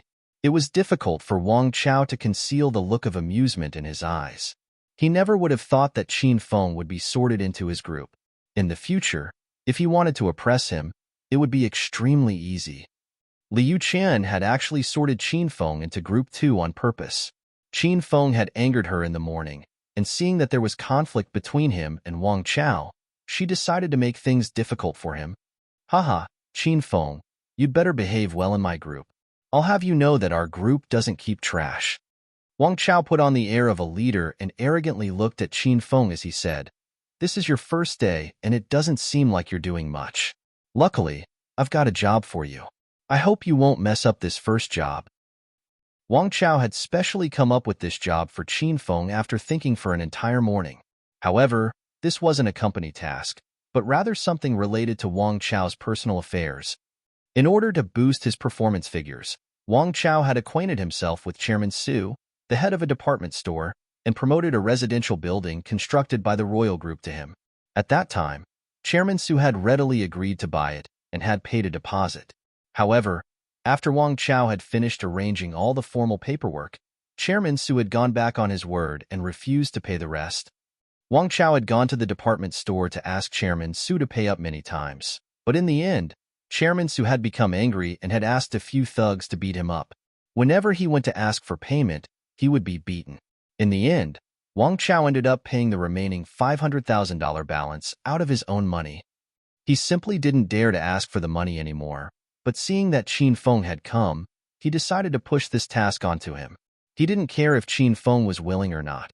So he continued, "Qin Feng, go to the Vodia department store and find Chairman Su. He owes our company a balance of $500,000, and today is the payment date. You have to get the money from him. Got it?" Before, Qin Feng was planning on ignoring Wang Chao. However, sitting in the company was too boring. He looked at Su Ruoro, who was diligently working, and his eyes lit up. "Wang Chao, I can go if you want, but I want to take Su Ruoro with me. If you don't agree, then stop annoying me." Seeing that Qin Feng was talking to him like this, despite being at the lowest rung in the company, Wang Chao became so furious that he turned red. However, he knew that as long as Qin Feng went to ask Chairman Su for the money, he would be beaten black and blue. As such, Wang Chao suppressed his anger.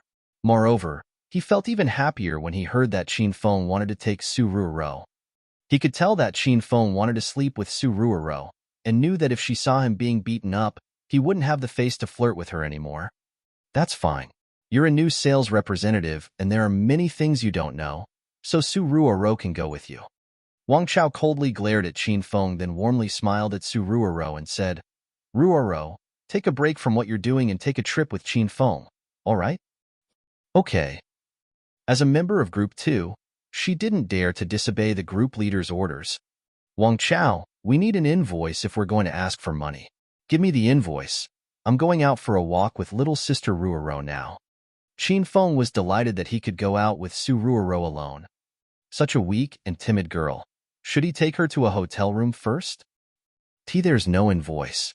With how big our royal group is, no one would dare not to pay up. Hurry up and go. How could Wang Chao have an invoice?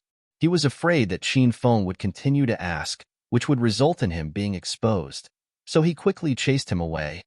Qin Feng didn't mind that there was no invoice. After all, he was planning on having fun with Su Ruoro.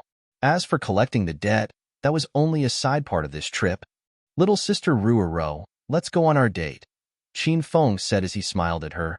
Su Ruoro felt as if she was a lamb being sent into a wolf's mouth. However, since Wang Chao had asked her to go, she didn't dare to refuse. She could only lower her head and obediently follow behind Qin Feng. "Qin Feng, we're going to collect a debt. We're not on a date. Don't say silly things." The two of them walked out of the Royal Group's building into the VIP parking lot. Qin Feng brought out his low-profile but noble 28 bicycle, which looked quite iconic among all the luxury cars. "Qin Feng, can we take the bus?" Su Ruoro felt quite embarrassed. She was quite unwilling to sit close to Qin Feng on the bike. "Why? You think riding on this bike is shameful?" "And no, it's not like that, all right then." Su Ruoro hurriedly waved her hands, not knowing how to explain herself. Qin Feng naturally knew what she was thinking, but had acted that way on purpose.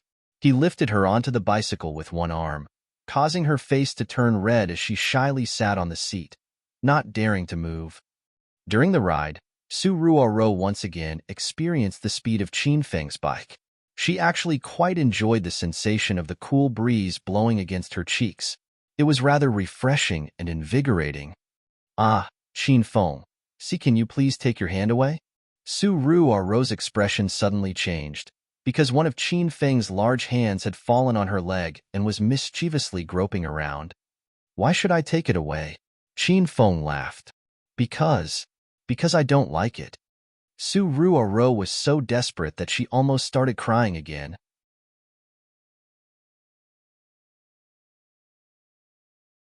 Chapter 80. Chapter 80.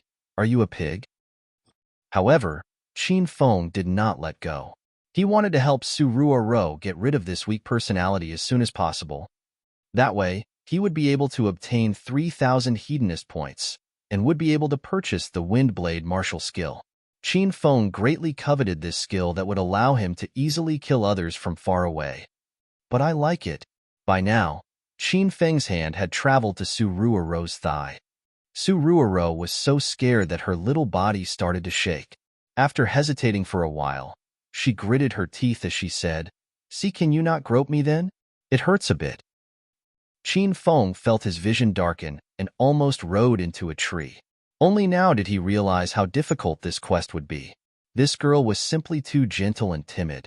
As a locally born and bred, #1 hedonist young master of the Acropolis city, Qin Feng knew almost all of its roads like the back of his hand.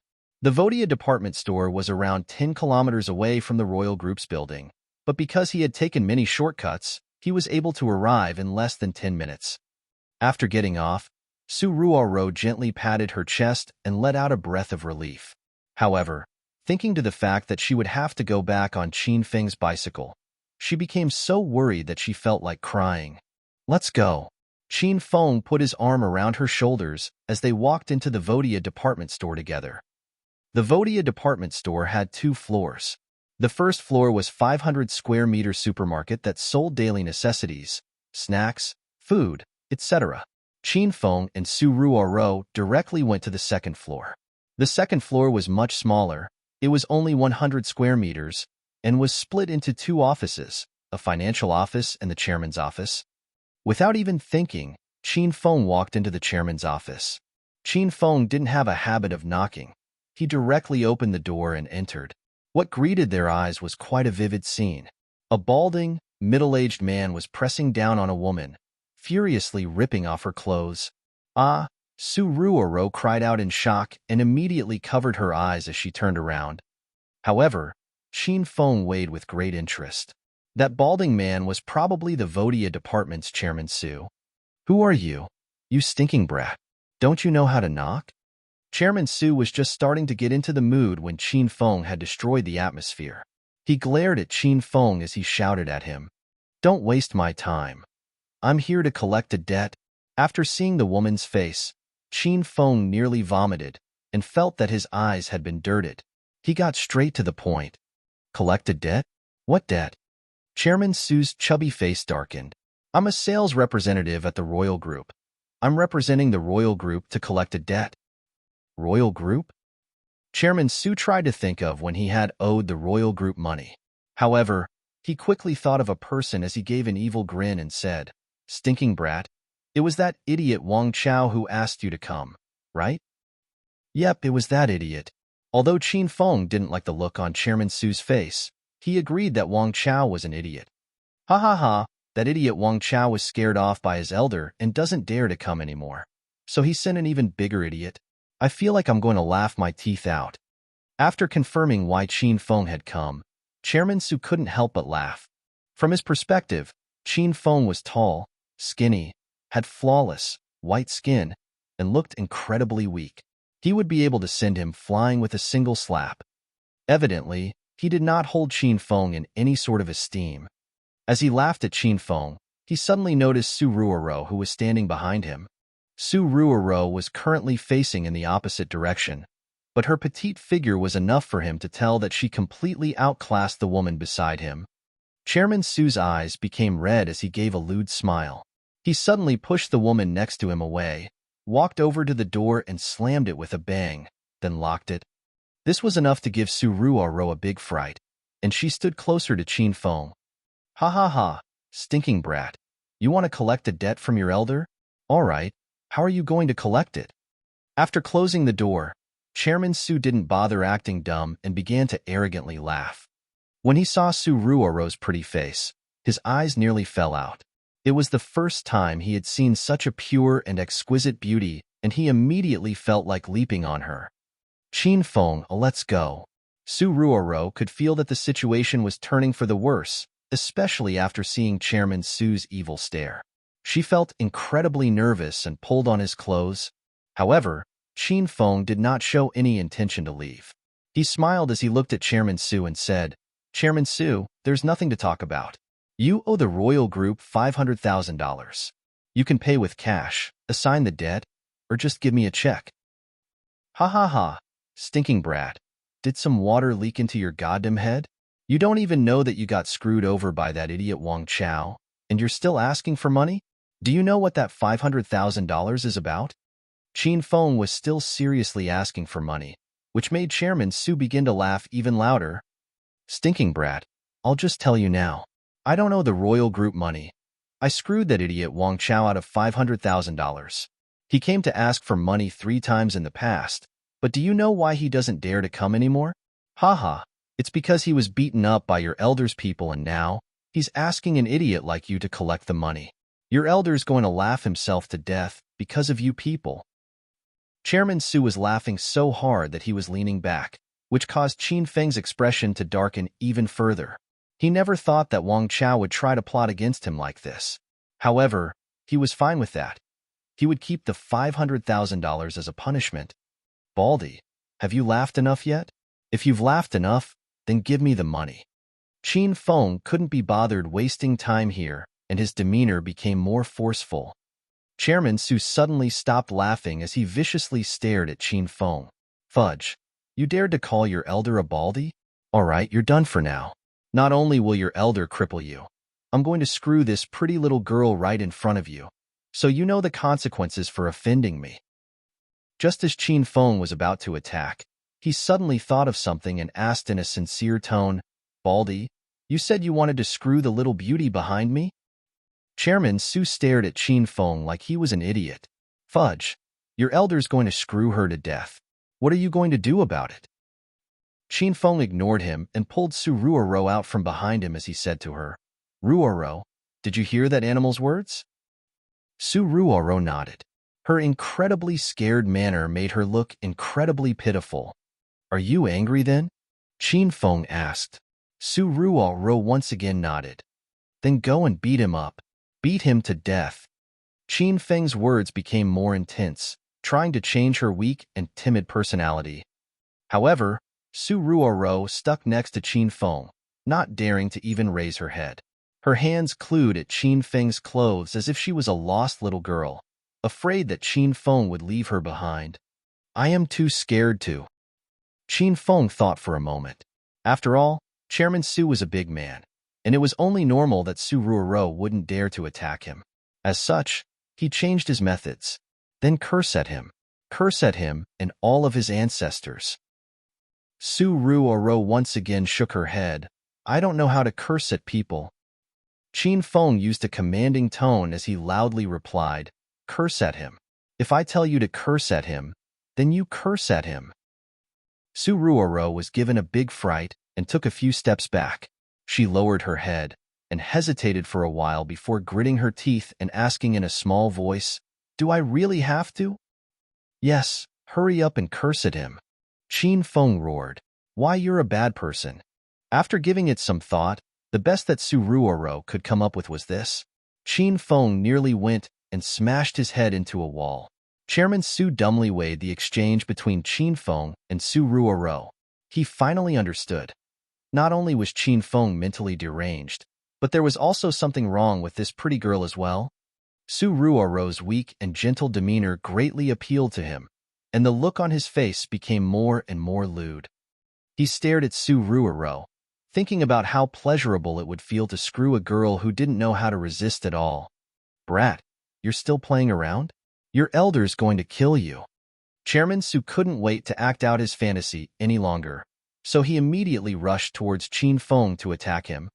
He planned to take him out with a single slap. Seeing that his palm was about to hit Qin Feng's face, Chairman Su felt incredibly delighted and grinned. However, at this moment, Qin Feng leaned back, easily dodging the slap. He then kicked out, which sent Chairman Su flying. Chairman Su's fat body landed heavily on the ground, causing his desk to shake. Su Ruoro was given a big fright and looked at Qin Feng in fear and surprise. She hadn't thought that he would be so strong. With just a simple kick, Qin Feng had utterly defeated Chairman Su. Chairman Su curled into a ball from the pain. Unable to even stand, Qin Feng once again pulled Su Ruoro over to Chairman Su and pointed at him as he ordered, "Ruoro, keep cursing at him. Use the most savage things you can think of to curse at him." Su Ruoro didn't expect Qin Feng to continue forcing her to curse at Chairman Su, so she felt quite wronged. Her eyes looked around before she hesitantly asked, "Are you a pig?"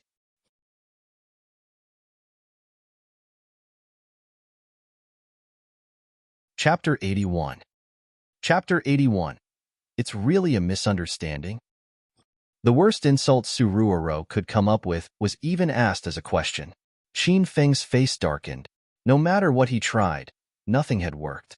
If this went on, he wouldn't be able to change her, even if a year passed. Qin Feng suddenly pulled Su Ruoro over and evilly looked at her as he said, "Su Ruoro, I want you to go over and kick this fat pig's face. He needs to pay a price for saying those dirty things to you."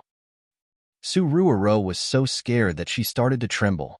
She didn't even know how to curse at someone. How could she have the guts to hit someone? "Qin Feng, please spare me. I am afraid. I don't know how to hit someone," she stammered as she desperately shook her head. However, Qin Feng did not let go. He knew that he had to persist and force her to her limit. Only then would there be a chance for her to change and become a strong woman. "Su Ruoro, if you don't kick his face, I'll rip your clothes off, throw you on him, and let him bully you." Qin Feng's gaze became fierce, as if he was a dangerous beast. Su Ruoro had been completely terrified for a while now, so she could only shake her head. Qin Feng felt quite annoyed, and was starting to become desperate. He dragged Su Ruoro over to a corner and started to pull off her white shirt. In a few moments, he had undone the buttons on her shirt and her soft breasts bounced out. "Qin Feng, let me go, I don't like this." Su Ruoro was scared stiff and started to use her hands to cover herself up. However, Qin Feng ignored her and used his hands to press her hands against the wall. "Su Ruoro, resist. If you want me to stop, then hit me, kick me, or curse at me. If you don't resist, I'll think that you like this and I'll have to take advantage of you." As Qin Feng spoke, he buried his head into her chest, and Su Ruoro's tears started to flow. "Qin Feng, I want to go back. Please let me go back," she chokingly cried. Qin Feng looked up and saw Su Ruoro's tearful face. She looked like a pitiful child. In an instant, Qin Feng's heart softened, and he immediately regretted his actions. He felt that he had been incredibly selfish. In order to complete the quest, he had forced Su Ruoro into crying. This was quite unfair to her. Qin Feng hurriedly let her go and found that in his eagerness to complete the quest, he hadn't realized how hard he had been holding her wrists, which were now red. He quickly helped her button up her shirt, then gently pulled her into his embrace as he patted her back and said, "Ruoro, don't cry. I'll take you back now. I was too caught up in the moment just then. Please don't be angry." Su Ruoro gradually calmed down, and after wiping off her tears, she gently pushed Qin Feng away. It wasn't difficult to tell that she was still quite afraid of Qin Feng. At this moment, Chairman Su, who had been playing dead, quickly got up and ran over to the door. He blocked the way with his fat body as he glared at Qin Feng. When Qin Feng had been trying to get Su Ruoro to take out her anger on Chairman Su, he had called his group of thugs.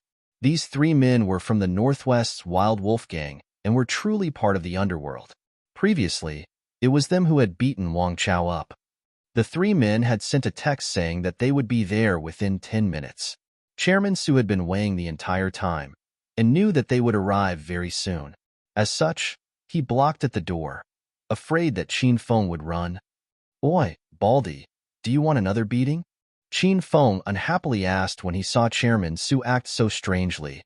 Chairman Su's fear of Qin Feng had long since disappeared after hearing back from the three men. He arrogantly smiled and replied, "Haha, you still want to hit your elder? Just you wait until your elder's men are here to break your hands and feet." Just as he spoke, there was a loud thudding of footsteps running upstairs. Chairman Su grinned as he hurriedly opened the door, and three tattooed men walked in. "Big Brother Longhair, Big Brother Baldhead, Big Brother Wolf, you're finally here. If you had come any later, I would have been beaten to death by this little scumbag. It was this stinking brat who dared to come here to ask for money. He's simply seeking death." As soon as the three tattooed men arrived, Chairman Su returned to his arrogant, condescending self. His face was upturned, to the point that Qin Feng could almost see up his nostrils. And also, this guy was sent by that idiot Wang Chao. That idiot was so scared by you guys that he sent this idiot over. The three tattooed men looked over and felt as if they had been struck by lightning. Qin Feng stared back at them with a look of amusement on his face. He had thought that he would be able to warm up his body a little, but now, it seemed as though that would not be necessary. "Big Brother Longhair, Big Brother Baldhead, Big Brother Wolf, what's wrong?"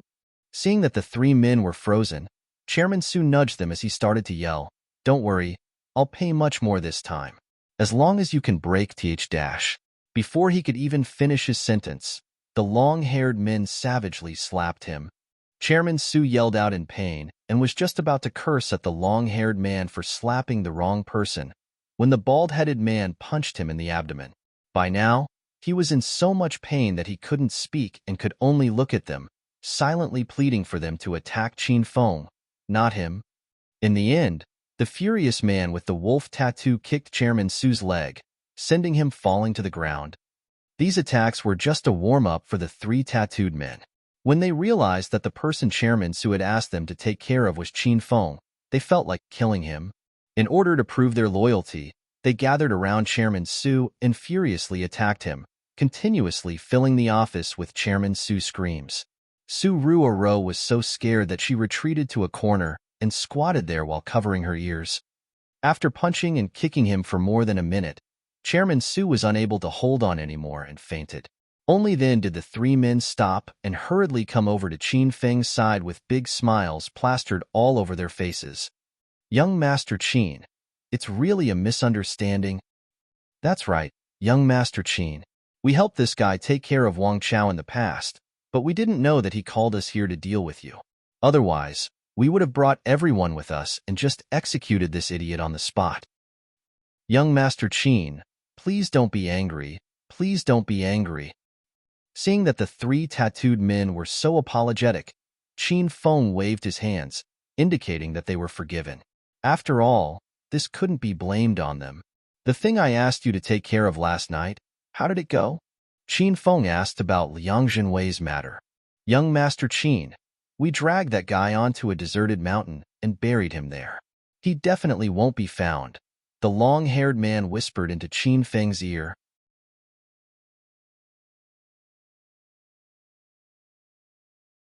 Chapter 82. Chapter 82. Qin Feng, you're a good person.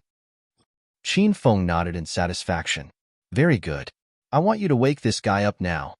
He owes this young master $500,000, and I want you to get it from him." The poor Chairman Su was quite pitiful. After being punched and kicked into unconsciousness, he was woken up by punching and kicking. As soon as Chairman Su woke up, he started screaming, "Io! Three brothers, please stop hitting me. It hurts to death." The long-haired man slapped him in the face as he cursed, "What are you yelling for? If you keep yelling, we'll throw you into the river for fish to eat." Chairman Su immediately shut up, his face red. He was quite clear about the background of these three men. They really would do such a thing. "You reckless idiot, do you know who this is? This is our big brother. You called us here to deal with our big brother? Do you want to die?" The long-haired man once again slapped Chairman Su. Although it hurt quite a bit, he didn't dare to cry out. At this moment, he felt incredibly regretful. He never thought that Qin Feng would be the big brother of these men. "Big brother, I had eyes but did not recognize Mount Tai. Please forgive me. Chairman Su begged Qin Feng. Qin Feng kicked out and flipped him over. Don't beg me for mercy. Go and apologize to Ruoro. This young master feels like slapping you to death for saying those things earlier. Chairman Su hurriedly crawled over to Su Ruoro and kowtowed, saying, Big sister, I deserve to die. I'm a shameless beast who was stupid and blind. Please ask Big Brother to forgive me. Chairman Su slapped himself as he apologized, scaring Su Ruoro to death. She hurriedly ran over to Qin Feng. Qin Feng, let's go. Are you still angry? I'm not angry anymore. Tell him not to hit himself anymore. I think he's going to die otherwise. Su Ruoro hid behind Qin Feng, not daring to look at Chairman Su. His face had already been quite chubby, but now it was completely swollen, which made it look like a pig's head. Qin Feng waved his hands at the three men, and they immediately kicked Chairman Su, ordering, Stop hitting yourself and give Big Brother his $500,000. Otherwise, your elder will kill you right now. Chairman Su was truly and utterly afraid of Qin Feng. To him, $500,000 in exchange for his life was definitely worth it. Moreover, he indeed owed that Wang Chao $500,000, so he hurriedly took out a card from his pocket. Big Brother, there's $600,000 in this card. The extra $100,000 is a gift for Big Brother. Qin Feng could tell that this Chairman Su wasn't an idiot, so he nodded, and the long-haired man brought the card over to him. Long hair, go to the nearest bank and put $300,000 into another card. Qin Feng ordered. He had taken Su Ruoro out with him this time, so naturally, he was going to give her half of this as a fee for her hard work. The long-haired man immediately ran out. Less than 20 minutes later, he came back with 2 cards. After receiving the money, Qin Feng ignored Chairman Su and brought the 3 tattooed men to one side as he handed one of the cards to the long-haired man. You 3 were from the Northwest's Wild Wolf Gang, right? The long-haired man received the card in surprise, then nodded. I'll give this $300,000 to you guys, but I want you to take one of the Wild Wolf Gang's territories for me within 1 week. I want you to then use that territory as a foundation and take over the other territories until you take over the entire Wild Wolf Gang. Can you do that? Although Qin Feng was hedonistic and dissolute, he was quite smart and was good at choosing people. He never kept trash by his side. After seeing how these men had taken care of the matter with Liang Zhenwei and how they had reacted in this incident, he decided to test them. If they couldn't take over an important territory within 1 week with the $300,000, it would be no use for them to keep it. Loyal and useful followers were something that one could only come by with luck. Zhang Biao was a good subordinate, and Qin Feng was quite fond of him. At a key moment, he had taken a hit for Qin Feng and bore the crime of killing Hao Yun. If these 3 men could also obtain Qin Feng's recognition, they would be able to help him more in the future. The 3 men looked at the card containing $300,000, and their gazes became determined. Before, they were the lowest level of thugs in the Wild Wolf Gang and hadn't received any recognition. They faced danger every day, and yet did not receive any fame or fortune for their efforts. And now, Qin Feng had given them an opportunity to change their lives. How could the 3 of them refuse? Young Master Qin, please rest assured. Within 7 days, we 3 brothers will give you a satisfactory outcome, the 3 men promised Qin Feng. After the 3 men had made this commitment, Qin Feng allowed them to leave. They had much to do, and would require all the time they could get. Not too long after the 3 men left, Qin Feng came over to Su Ruoro. She still looked quite nervous, and Qin Feng smiled as he held her hand and walked out of the Vodia department store. After coming out and looking at the blue sky and feeling the radiant sunshine on her face, Su Ruoro lightly patted her chest and heaved a sigh of relief. Qin Feng thought she looked incredibly cute. Ruoro, you can get on now. Qin Feng pushed the 28 bicycle over. He didn't have a lock and was quite pleased to see no one had stolen it. In truth, Su Ruoro didn't want to ride on Qin Feng's bicycle, as she would have to sit incredibly close to him. However, she didn't want to refuse, so she shyly got on. As the bicycle sped through the streets, Su Ruoro gradually recovered and saw that Qin Feng had stopped outside a Western-style restaurant. Qin Feng, aren't we going back to the company? Su Ruoro weakly asked. Qin Feng smiled as he got off the bicycle, then carried Su Ruoro off as well. There's still 2 hours until work finishes. We've gone through so much trouble to collect this debt, so of course we should stall until work finishes. Su Ruoro understood what Qin Feng was thinking. In other words, he wanted to slack off. Normally, she wouldn't even consider such a thing. But with Qin Feng dragging her along, she had no choice. When they arrived at the entrance of the Western-style restaurant, Su Ruoro suddenly stopped as she lowered her head and twisted the corners of her clothes. Qin Feng, I just started at the company, and I haven't even received a paycheck yet. I don't have the money to eat with you here. Who could bear to let a little beauty like you pay? It's my treat today. I went a bit overboard before, so think of it as an apology. Qin Feng laughed as he pulled her into the restaurant. Su Ruoro felt a wave of warmth flow through her heart, and she followed Qin Feng in. Qin Feng picked a table near the window and ordered a couple's meal. While they were waiting, Su Ruoro mustered up her courage as she looked at Qin Feng and said to him, "Thank you, Qin Feng." "What are you thanking me for?" Qin Feng didn't think this was a very big matter. "Thank you for treating me to a Western-style meal." Su Ruoro never liked to owe other people. Since Qin Feng had treated her, she naturally had to thank him. "It's nothing big. As long as you don't hold what happened earlier against me, that'll be enough." "I've already forgotten about it," Su Ruoro said as she gently nodded her head. Although she was quite shy, she wasn't stupid. After calming down, she realized that Qin Feng had been trying to help her take revenge on Chairman Su, as well as help her overcome her timidity. Su Ruoro suddenly looked at Qin Feng as she earnestly said, "Qin Feng, you're a good person?" Qin Feng was drinking juice, and after hearing Su Ruoro say this, he choked and took a while to recover. He had nearly stripped off her clothes, and yet she had called him a good person. He wasn't sure if she really meant it, or was sarcastically cursing at him. "Ruoro, tell me about your family," Qin Feng said. He wondered if Su Ruoro's personality had to do with her family. Su Ruoro's face suddenly paled as she furiously shook her head. "I don't want to talk about it." Qin Feng didn't continue to ask after seeing the massive change in her emotions. The atmosphere became somewhat awkward, and both of them looked out the window without talking. In another corner of the restaurant, 2 elegantly dressed, rich young men sat at a table. They were both incredibly handsome, and their skin was even better than a woman's. "Big Brother Li, I haven't seen that Qin Feng at university recently. I wonder where he's gone." One of the men's eyes burned with anger as he mentioned Qin Feng. Recently, the Hao family and Qin family have been fighting it out. In order to protect him, the Qin family arranged for him to work at the royal group's headquarters. More than half of the Qin family's experts have been hidden in the royal group as security officers. "It's just that no one can tell very easily," the other man replied. These 2 men were Huaming and Li Xiaojie of the Acropolis University's 4 young masters. Ever since Qin Feng had defeated Huaming in the art competition and hit him in front of everyone, he had stopped coming to university. Huaming had asked Li Xiaojie to help him take care of Qin Feng, but he hadn't been able to find him. "Haha, that idiot's way too arrogant. I heard that he ran to the Hao family's Amethyst Dragon Palace and killed Hao Yun in public.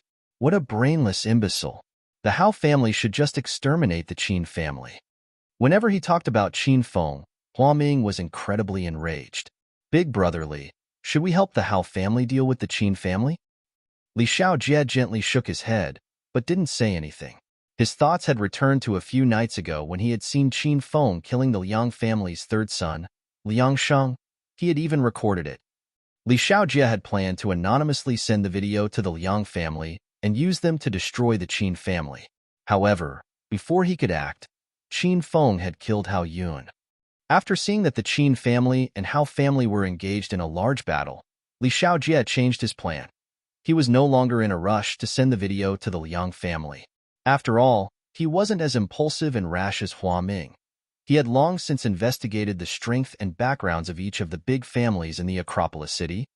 The Qin family and Sima family both had deep foundations, and each of them had a powerful main family supporting them. You're tuning in to the Romance Rendezvous YouTube channel. We're so grateful for your support, And don't forget to subscribe to join us on this incredible journey through captivating stories. Your generosity through donations truly makes a world of difference, as it's the primary source of revenue that allows me to expand and enhance this channel for you. Thank you from the bottom of my heart for being a part of this adventure.